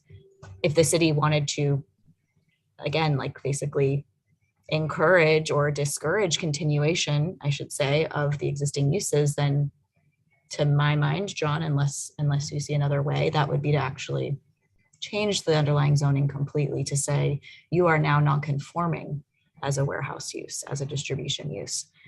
Whereas a conforming use would be residential. But that has a whole host of other issues we should probably talk about if that is the route that's desired. So these are all sticks. I was thinking more of carrots in there somewhere. I mean, a carrot, a carrot for a property owner with, again, passive income that's coming in, it's really hard to compete with that. Anyway, sorry, John, go ahead. I think you hit the nail on the head, Julia. It's, again, and given the ownership interests out there, which are more corporate based, it's not typically a mom and pop sort of operation, and at least some of the sites out there, and yeah, it is hard to come up with something that might be feasible and financially incentivizing for private property owner whose means is this income stream of non-residential land use and property lease. Okay, Just to follow one, and then I'll let it go to the next commissioner. But there is no way that the value of housing in that area would be so high that someone would offer. You know what I mean? Like, it would just be worth it for the person who's developing the housing to buy it. The housing is just not that valuable. Is that my understanding? Like, it would never make sense. Well, housing is valuable. There's no doubt about it, but it's just a matter of the circumstances, the ownership's business model. For example, the property owners who used to own many of the industrial sites in Crocker Park 15 years ago, less than that, 10 years ago, were very interested in the idea of mixed use and converting their warehouse stock to residential use. The city didn't have the interest or the tools in place. The economy changes, those properties change hands to a different owner whose business model is predicated on continued economic use. So, obviously things change over time and cycles change, but we don't, I think we'd be very hard pressed to demonstrate that in this next 8-year cycle, and that's kind of what we're doing here, is these 8-year increments.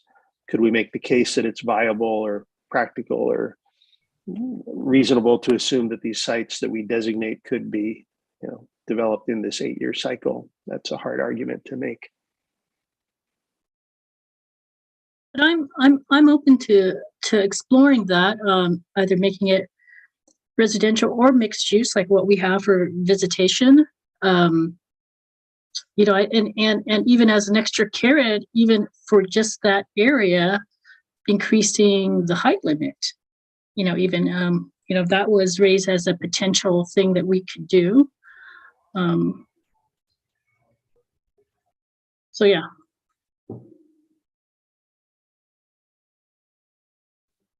What's the maximum number of units that would be able to be put on that particular site again? Sorry, I know you had it up there.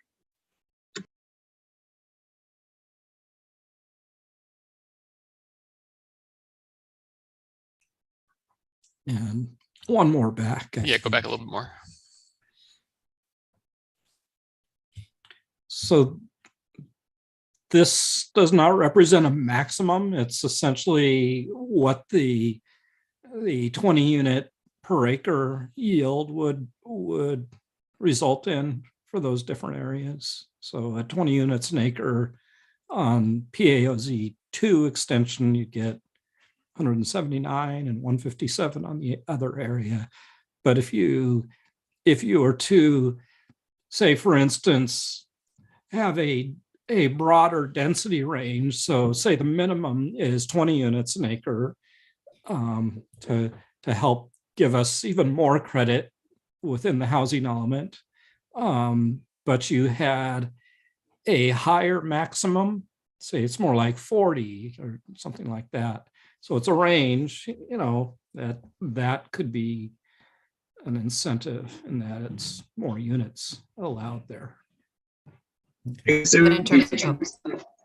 sorry.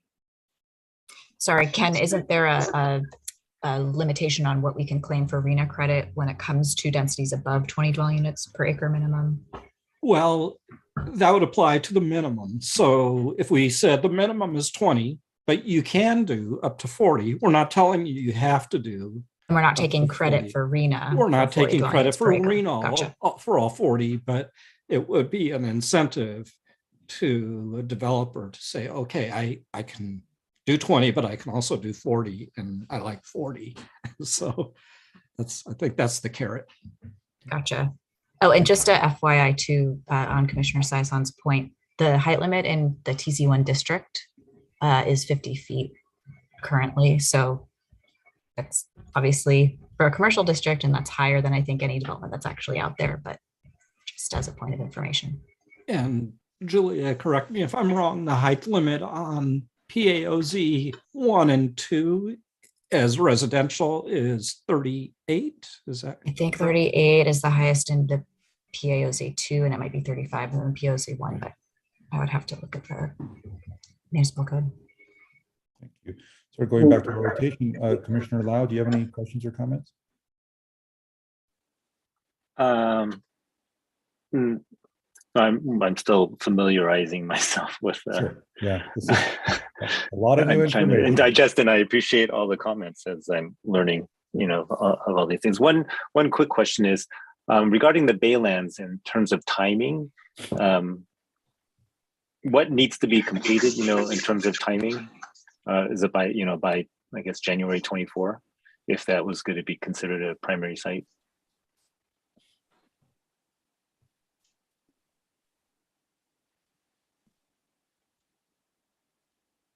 I'm sorry. Yeah. So the timing would be January 31st, 2024 for credit. And I should, full disclosure here, and we talked about this, I think, in the last meeting, but I know there's a lot of catch up you're having to do here, diving into the middle. But so the state allows, if we have our housing elements certified in time, then it allows 3 years from the statutory deadline of the housing element.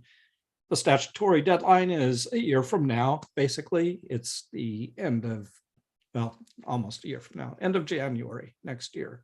So 3 years after that would be the normal statutory deadline to have that rezoning done. But what we've been hearing through our consultants is that less than 5% of jurisdictions that are ahead of us in the cycle are actually getting their housing elements certified by HCD in time. So if you don't get that approval in time, it shortens that date to be 2024, just 1 year after our due date on the housing element. So I hope that didn't muddy the waters further, but we're assuming, because we don't have control over HCD in their timing for certification, we're assuming a worst case on the timing. Thank you. Thank you. Commissioner Patel, any further questions or comments? What's the maximum credit we could get on Parkside?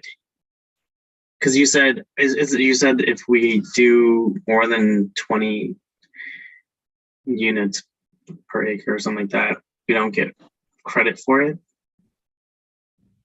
So the credit is assigned based on the minimum density. And if we set a minimum density on Parkside of 20 units an acre, but it's a range, we're saying your minimum is 20 units an acre, the maximum that will allow, and I'm just taking a number out of the air here, we'll say 40. Well, all that we can claim for credit in the housing element is the 20. If a developer comes in and actually develops to 40, well, we'll claim credit at that time for what's actually developed in our annual reporting to HCD. But so it's based on whatever the minimum is that we set as density. And Ken, it's we could get credit not at the affordable levels, not at the low range, but we could get credit at maybe moderate or above moderate if it's beyond that 20 units per acre, correct? Well, we can get credit for, if say we set it at 25, my understanding is that we can still get credit in the lower income categories for those. I think they start to take a critical eye to it after 30 units an acre is a minimum. It's like in any case, we would have to show,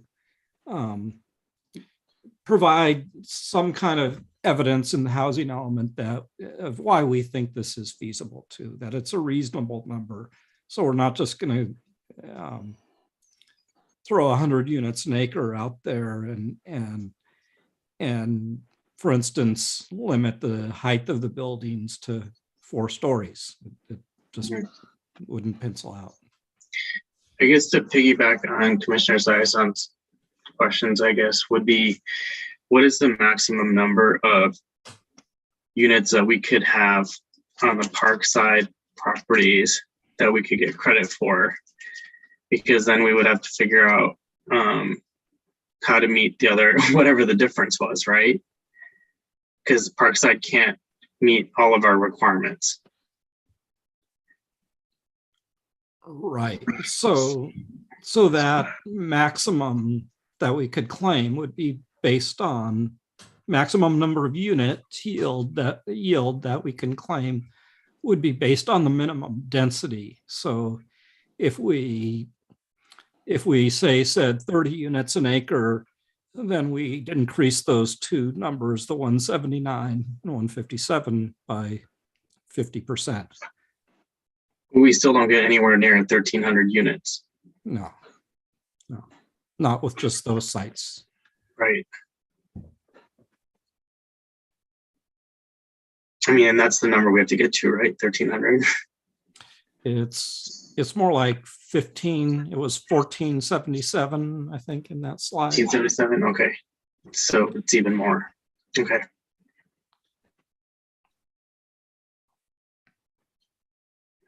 Okay, thanks. I have no other questions.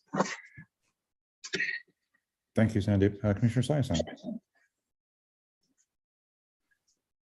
Nothing right now. I'm still mulling things over. Yeah. Okay. I think before we formulate a consensus to the staff, we should probably allow for some public comment. Do we have a formal for that yet?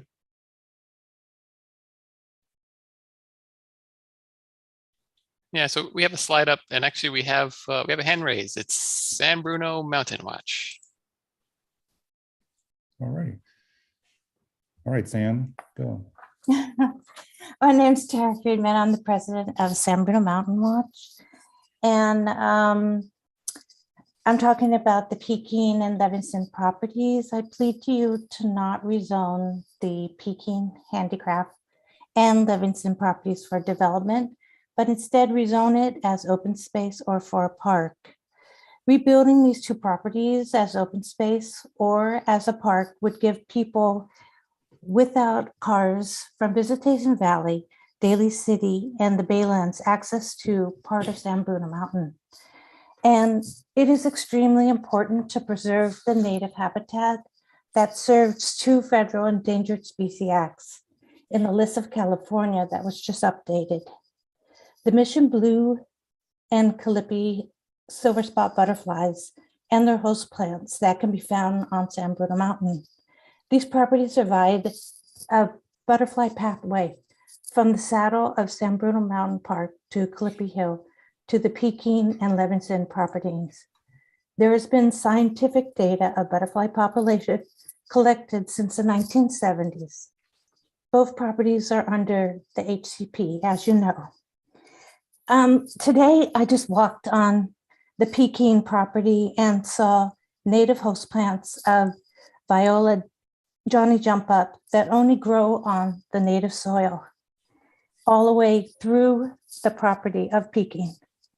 Please do not rezone Peking and Livingston properties for development. Thank you. Thank you very much.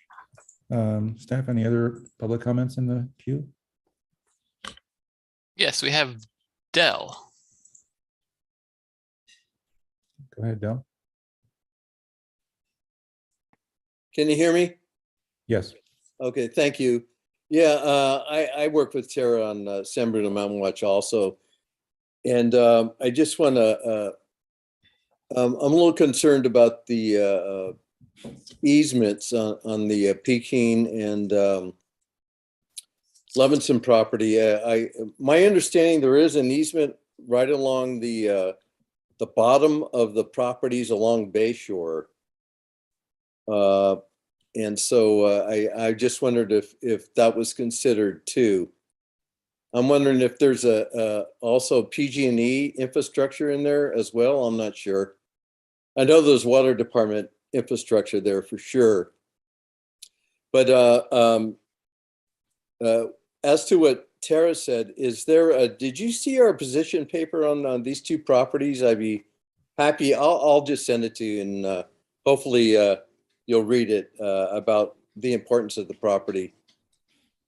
And if there were to be building there, I would hope it could be like, there is a potential wetland there, and there's a lot of potential. There is grassland there, important grassland there, but not much. But our idea is to expand that and expand the native habitat. So thanks for listening. Appreciate it. Thank you very much. Staff, anybody else in the public queue? There's no one else with their hands raised. All right. In that case, we have a motion. We don't have a, this is not a public hearing, is it, technically? Okay. That's correct. It's not a public hearing. We'll just return ourselves to our discussion to reach a consensus on what to recommend to you.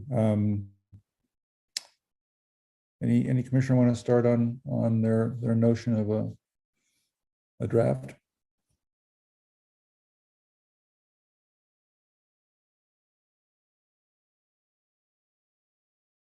Somebody? No? Well, it seems to me, just as a starter point here, that it seems, the math seems obvious that it would be difficult to meet our arena targets without some degree of allocation of those to the Baylands area. Am I correct mathematically about that? Yes, mathematically, you can meet all of the arena with the Baylands. I think the right. But flipping the question, we can't meet the arena shortfall at all, even if we used all of the other available spaces without using some Baylands. I would say that you could, but I don't know that would be staff's recommendation. I think if you, it seems that the question on the Baylands has more to do about timing and so the other sites would be, I would view them as in addition to the Baylands. But if you are wanting to cover all of the arena on other sites in addition to the Baylands, I think we just have to look at how the densities played out on the different sites. And the table that we showed you just showed 20 units an acre, and so you could potentially increase unit yield on different sites. So what would be a good summary of staff's recommendation as to our allocation? Or have you guys gotten that far yet? So I think the recommendation from staff is to the Planning Commission to recommend on the Baylands to City Council that we include the Baylands as claiming for arena housing units. So we're essentially committing to the date of January of 2024 to have that specific plan completed. And so that will give us a range. And I think beyond that, I think it's at the commission's will in terms of if you want to have extra sites as additional buffer. They're not required though, so.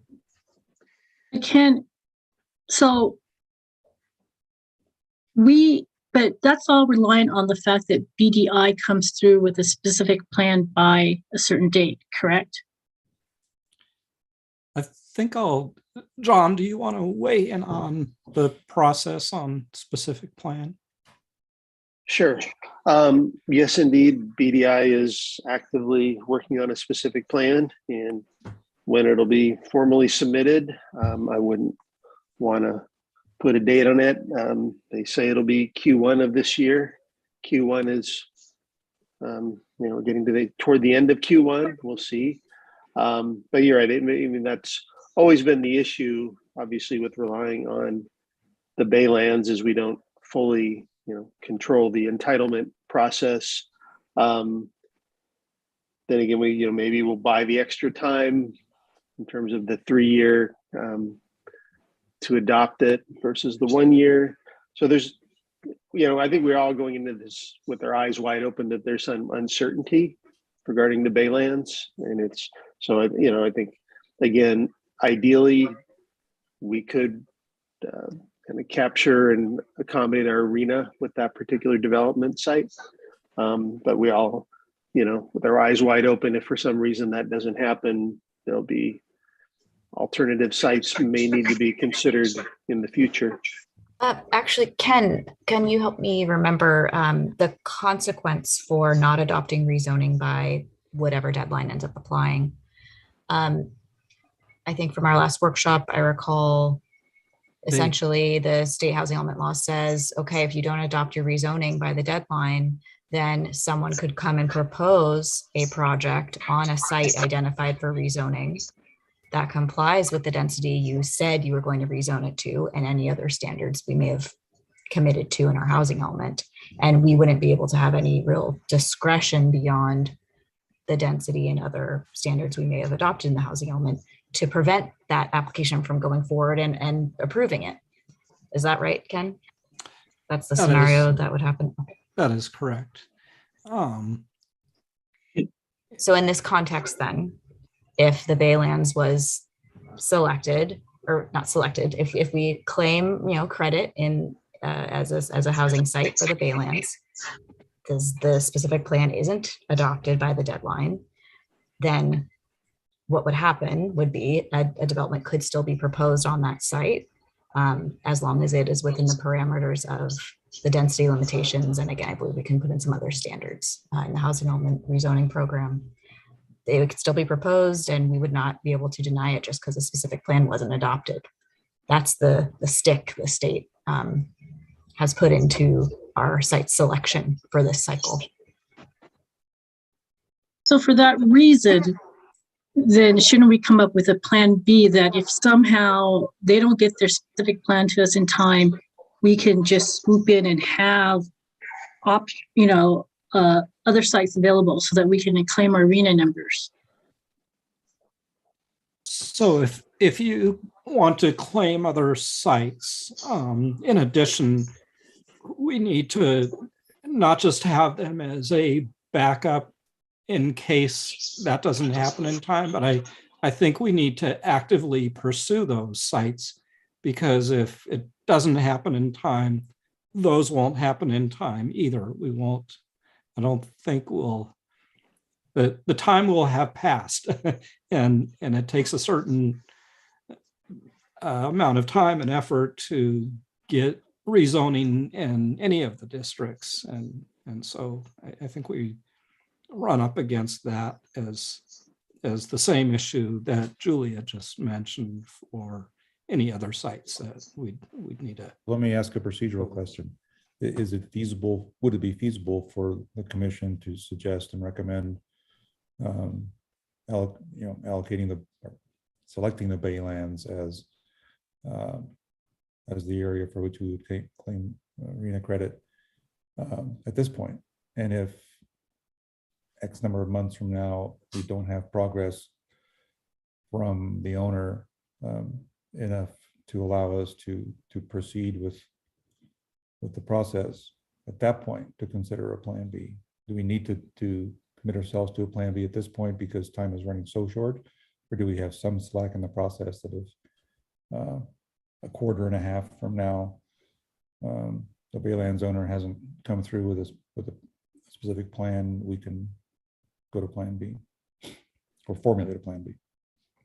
Ken, maybe you could sort of walk through again. I know there's a review process with this draft housing element through the commission and the council, and there's iterative reviews by HCD as well. So, I mean, technically the adoption of this plan is by next January. So I think it's pretty obvious that somewhere in this back and forth multiple review processes, even by the summer or by the fall, everyone will have a lot better idea of where the Baylands, how they're proceeding, right? And, it might not be ideal to pivot from one sort of arena site to look at other sites, but I mean, I think we do have some time to sort of let that play out and see if it's proceeding or not proceeding. And I understand this is, you know, it's a very awkward situation for the commission, and I don't want you to have to, there's only so much you can worry about. This is something that's out of your control in terms of the timing issue here with this. Right. So I might want you to kind of think of the planning exercise. If you think there are other sites that you know, beyond the Baylands that you think make sense from a planning standpoint and a community standpoint of housing that you want to consider, you know, it's buffer or whatever, you know, as opposed to trying to be ready for this sort of nightmare scenario of the Baylands not happening. So I think that's a pretty heavy lift for you. And I don't want to put you through that activity, which I think is pretty difficult to accomplish in a productive way. So I would just kind of have you look at these other sites as what makes good planning sense, not trying to cram the RENA allocation on there. So maybe that's, so you're not burdened with the idea of meeting the RENA off, you know, not including the Baylands at all. But if you think it makes good planning sense to incorporate some of these other sites, maybe that should be your thought process. Yeah, and thank you, John. That makes a lot of sense to me. I have a question to follow, but my first, I guess, philosophically, if we were going to explore other sites, I think in general, my guidance or my preference to me would be not to go to areas that are not already built up. Like, I don't think I'd be in favor of going to, for example, the Peking site in Levinson and sites that just don't have stuff on them already. So that would be my general philosophical approach, is sort of redevelopment and rezoning rather than just claiming more stuff that's not developed yet. Then my question was, because we're being asked to consider it seriously, I'll confess I don't quite understand the way in which we are dependent on a plan to come from the Baylands. Like, I don't quite understand the dependence there. What is the plan that should be forthcoming? And is it just a matter of time, or does that plan necessarily include room for the houses we need, even if it's late? Well, the adopted general plan requires the developer to submit a specific plan, including, you know, and set up the land use parameters of what the residential yield would be, and, you know, all the other requirements to implement the area-wide development in a tool called a specific plan. So what you'll be seeing at some point as a commission in your future will be that draft specific plan, as well as an environmental analysis of that plan. And the action that needs to be taken that Ken was referring to is adoption of that specific plan by some particular milestone. So Gotcha. You'll see all that in its own sort of world of planning review and environmental review, separate and apart from this housing element discussion. But it will necessarily include the... Absolutely. It will include, it'll probably, my guess is it'll include if there was a range, I would suspect the developer will be proposing the maximum number of units permitted in the range. And they have no requirement to submit a specific plan by a certain date. We have no way to hold their feet to the fire and say, look, could they do it indefinitely, or? They are actively pursuing this effort. That I am aware of. They are actively pursuing this. They've spent a lot of effort getting remediation plans approved, which are a precursor,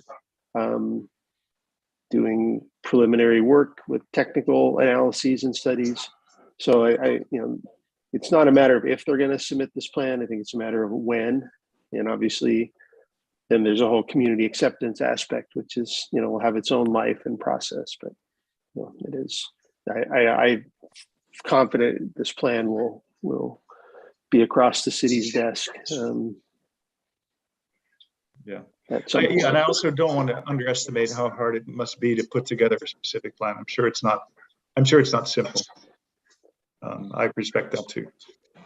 And just to go back to John's comment on the timing of the process with the housing element. So we had planned to come back to the commission with a draft of the housing element. This would be for public review and planning commission review for a 30-day period starting in mid-April is our target, our hope there.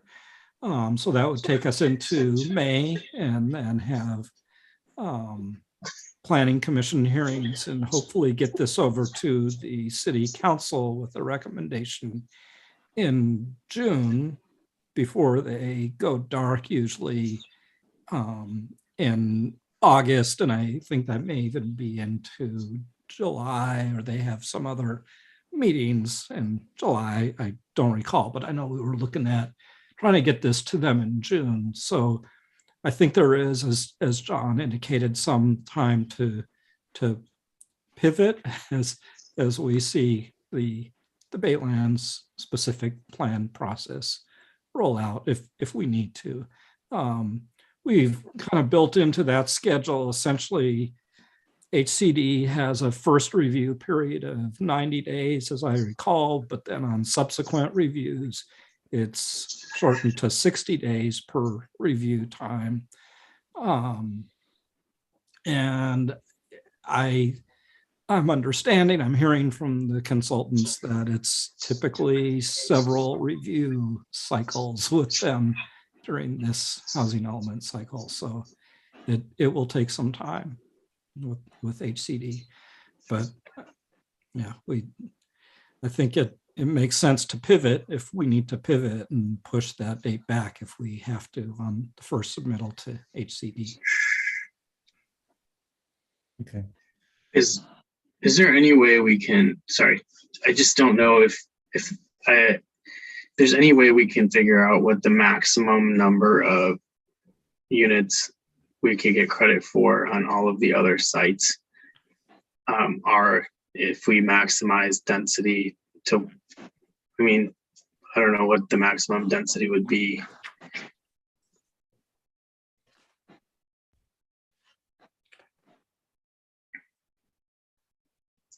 Well, if that's the will of the commission to look at like a maximum that we could claim on all these sites, staff could come back to that. I think ultimately it's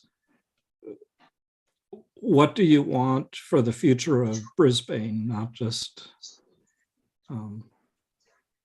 because again, yeah. if we we're either adopting the rezoning to allow additional development on potentially these sites, or maybe so that would allow, again, the actual projects to be submitted and potentially built. And then if we didn't adopt the rezoning in time, again, the consequence in state law is just by dint of saying we would rezone it, that we basically couldn't deny a project coming through, even if we failed to adopt zoning by that deadline. So wait, can you say that again? I don't understand that. So are you saying that if we calculate what the maximum density is, then someone could just come in and be like, oh, they considered this density and so they can build on that? No.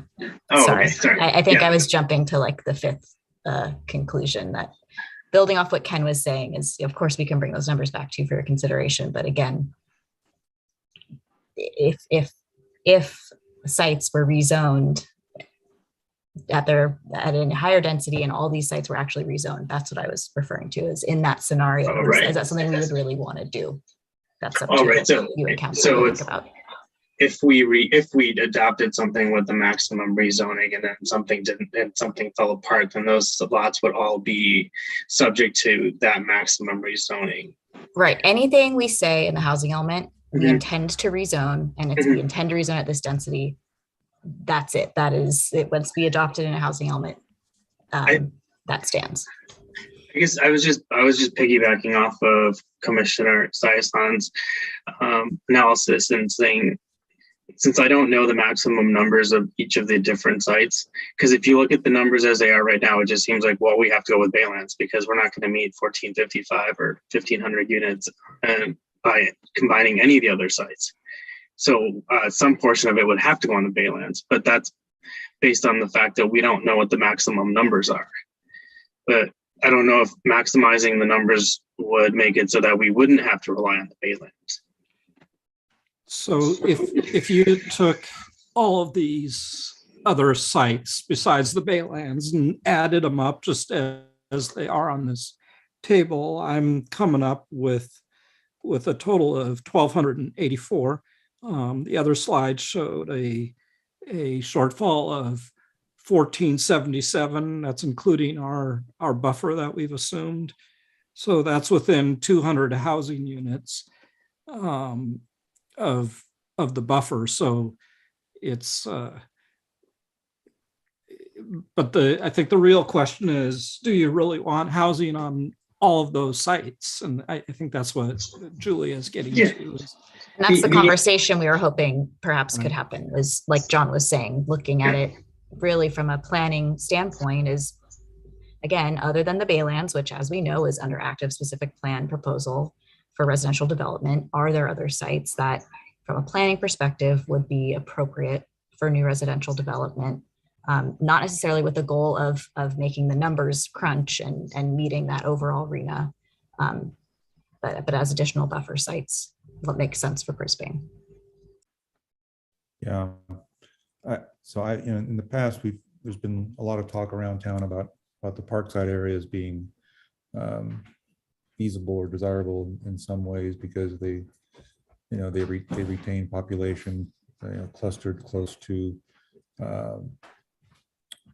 transit, close to other city centers, and that makes some sense. And to me, those, in my personal opinion, might be the areas most amenable to increased zoning or changing of zoning that don't really adversely affect the environment, open space areas, and existing build areas. But that's one take out of 5. I would agree with that. And then also I would agree with what Commissioner Funke said about being a little bit anti-development on Levinson and Peking, because those are undeveloped pieces of property that sort of add an aspect to Brisbane, which is we are a community that's on the border of on the border of a state park, and on some level, I think people in this town believe that we are, stewards of that land and of the animals that live on it. So I would agree with what both Commissioner Gooding and Commissioner Funke said. I guess the problem is like, I know we're not supposed to be considering unit numbers, but I don't understand how we could ever get to 1,400 units just on Parkside without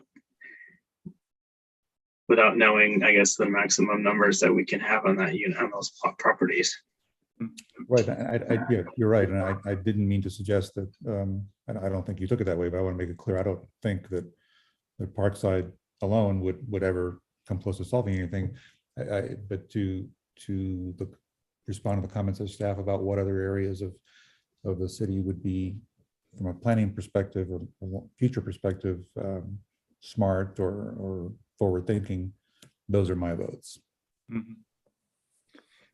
In the past, I think there was, when we were first doing this Balanced Brisbane, I think you'd asked us, are there other things that you would consider for upzoning or rezoning or something? And the thing that crossed my mind was Crocker Park. And with the constraints there, I assume would be just the same as Parkside, right? I mean, there's warehouses there. There's, I assume there's some income stream there.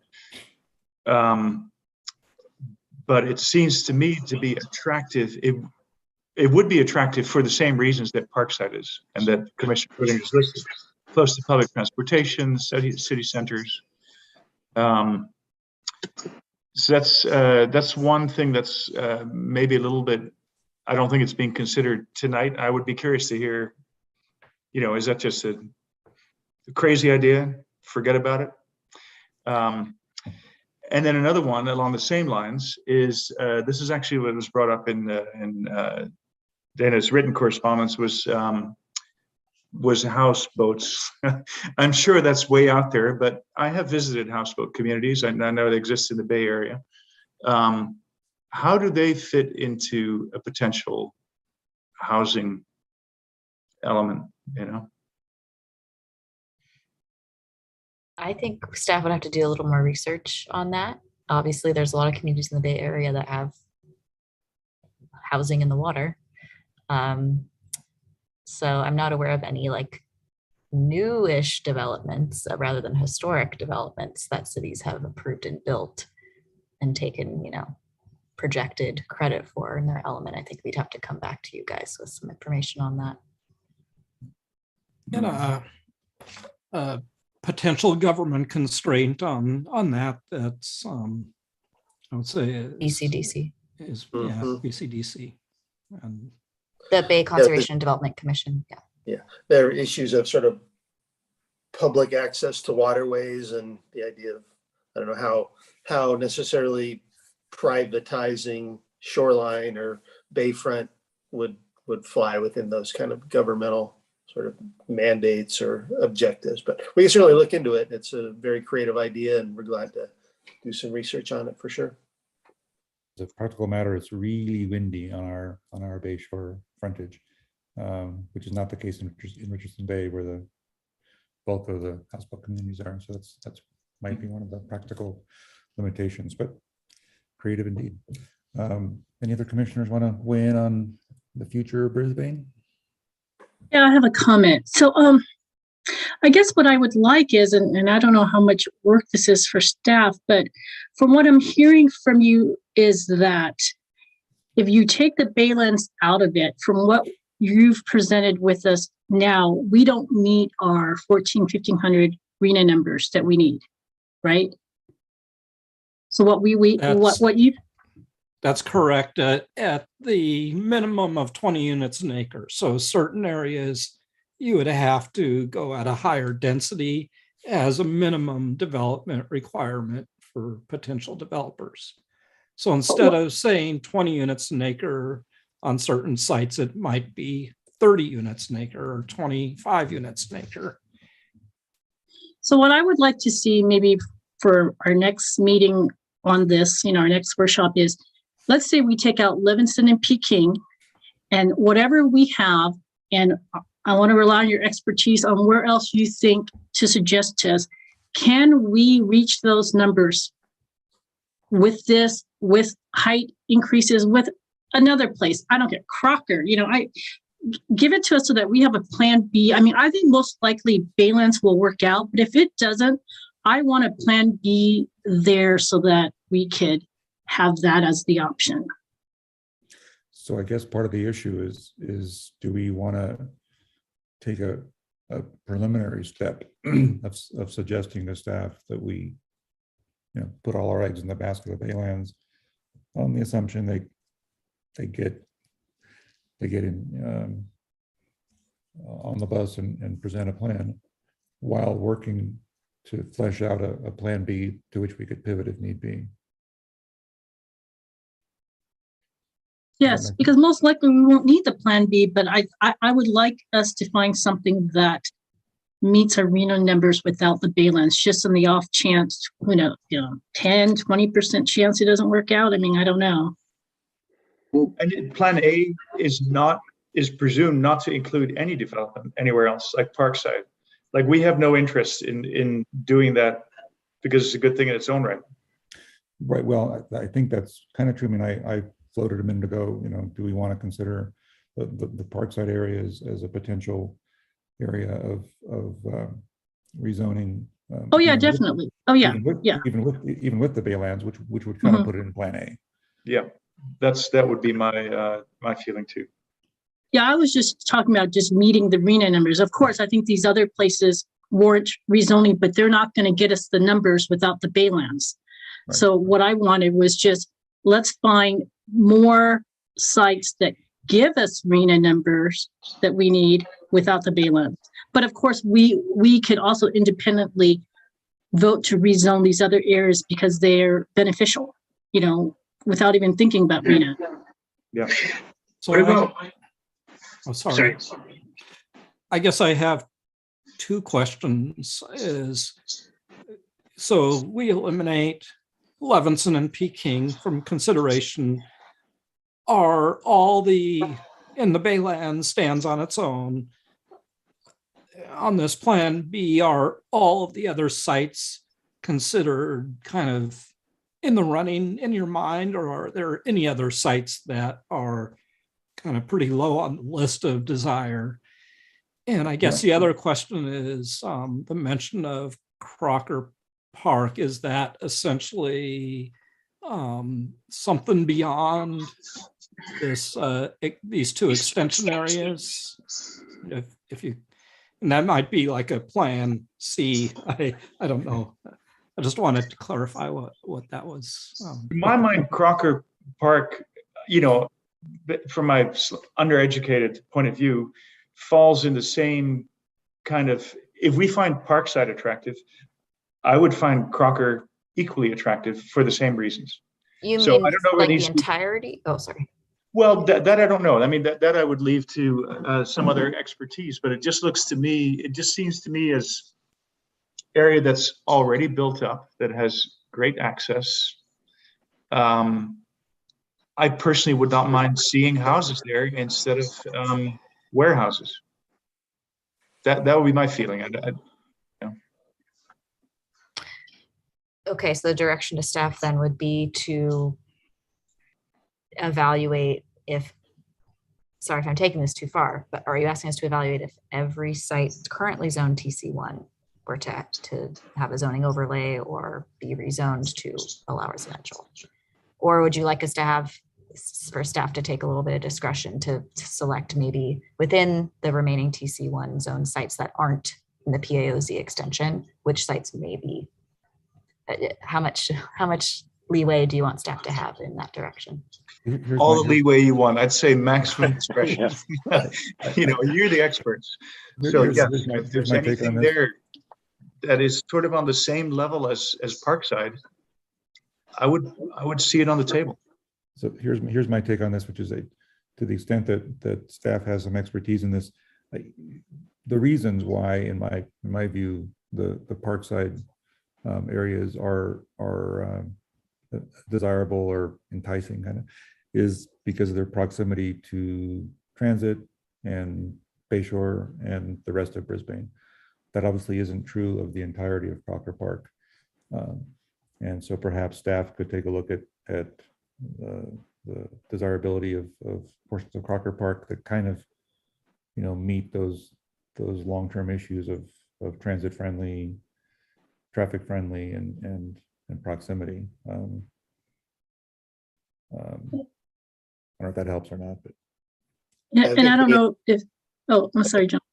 I think we understand what you're, again, this is sort of a thought exercise as a starting point and some context for you. So we'll apply some discretion as to what we think would make sense if you wanted to have a more extensive carve out of Crocker for residential. This is all by way of trying to have a plan B to pivot to if and as needed, I think is the purpose of it.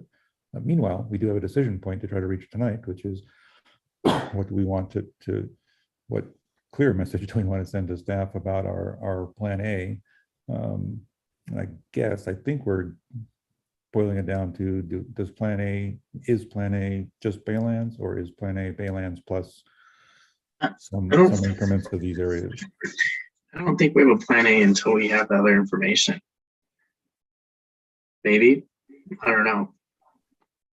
Which further information are you talking about? Well, we're asking staff to do a bunch of work, and then I don't want it to be like, well, we have this plan A, but this is like a plan B. I'd like to just have all the information and make a decision. Don't you think?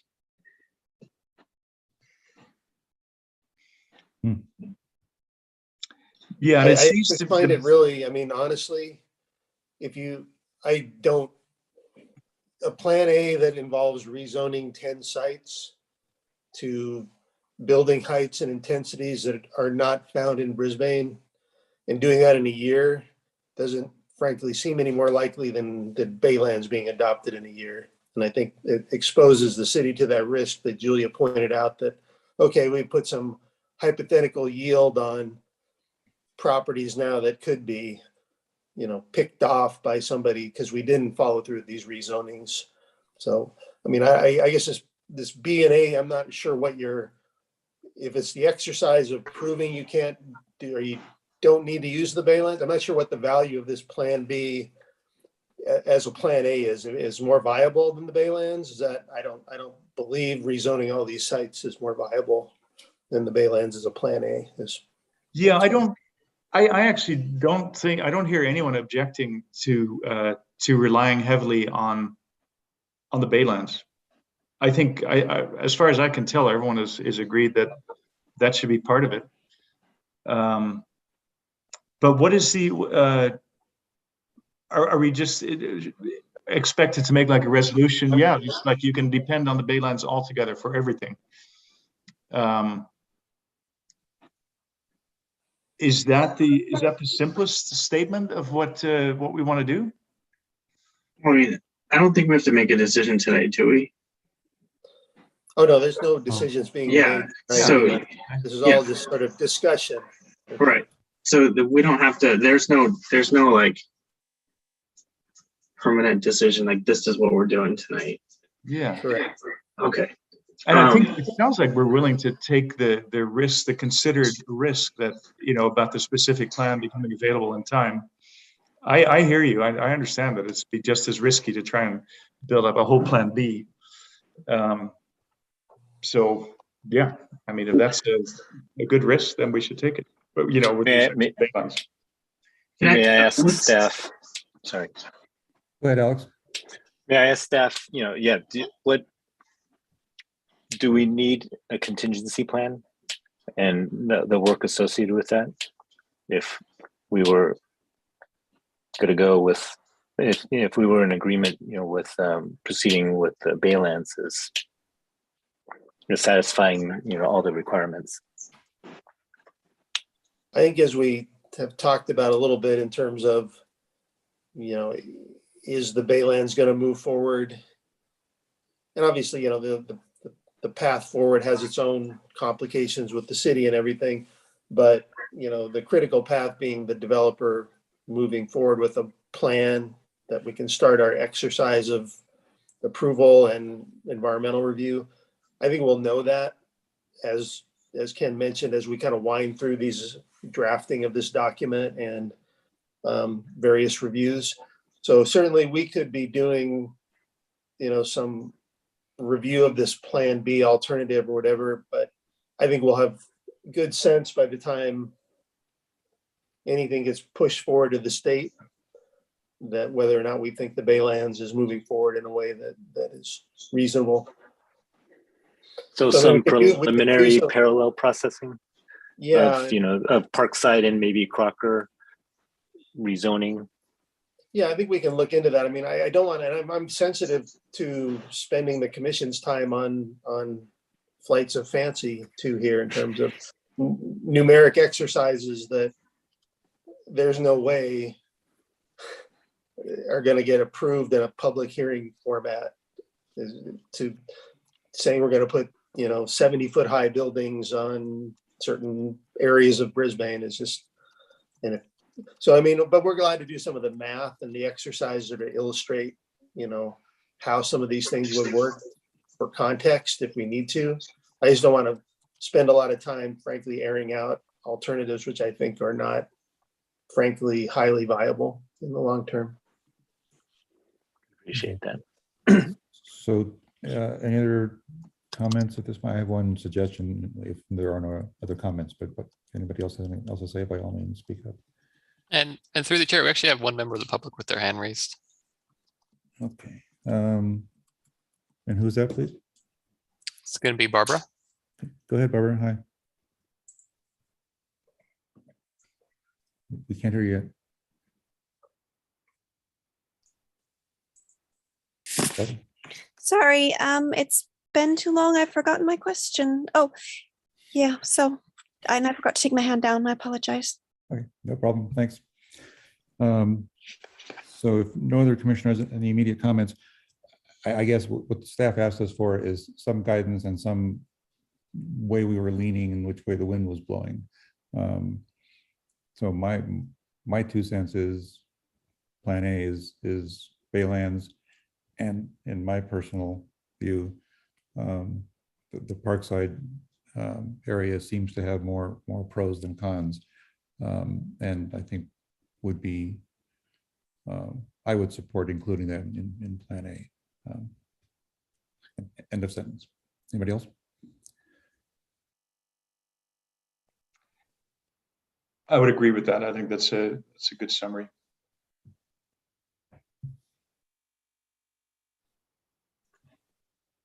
Any other nays or ifs, ands, or buts? Yeah, I'm pretty much open, I think, to all of it.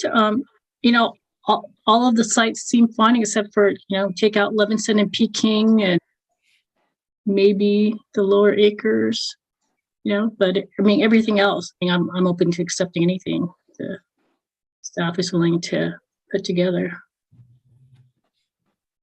Anybody else?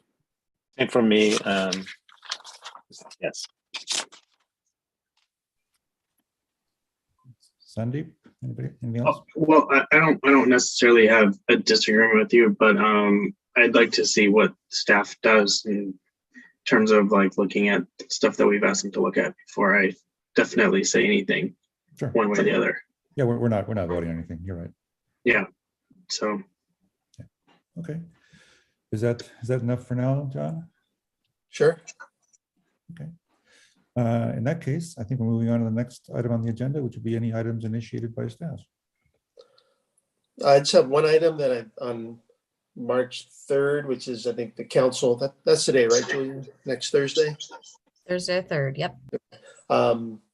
You don't get enough of housing, the planning, the city council will be having a workshop on affordable housing strategic plan, which is sort of separate but related to housing element work.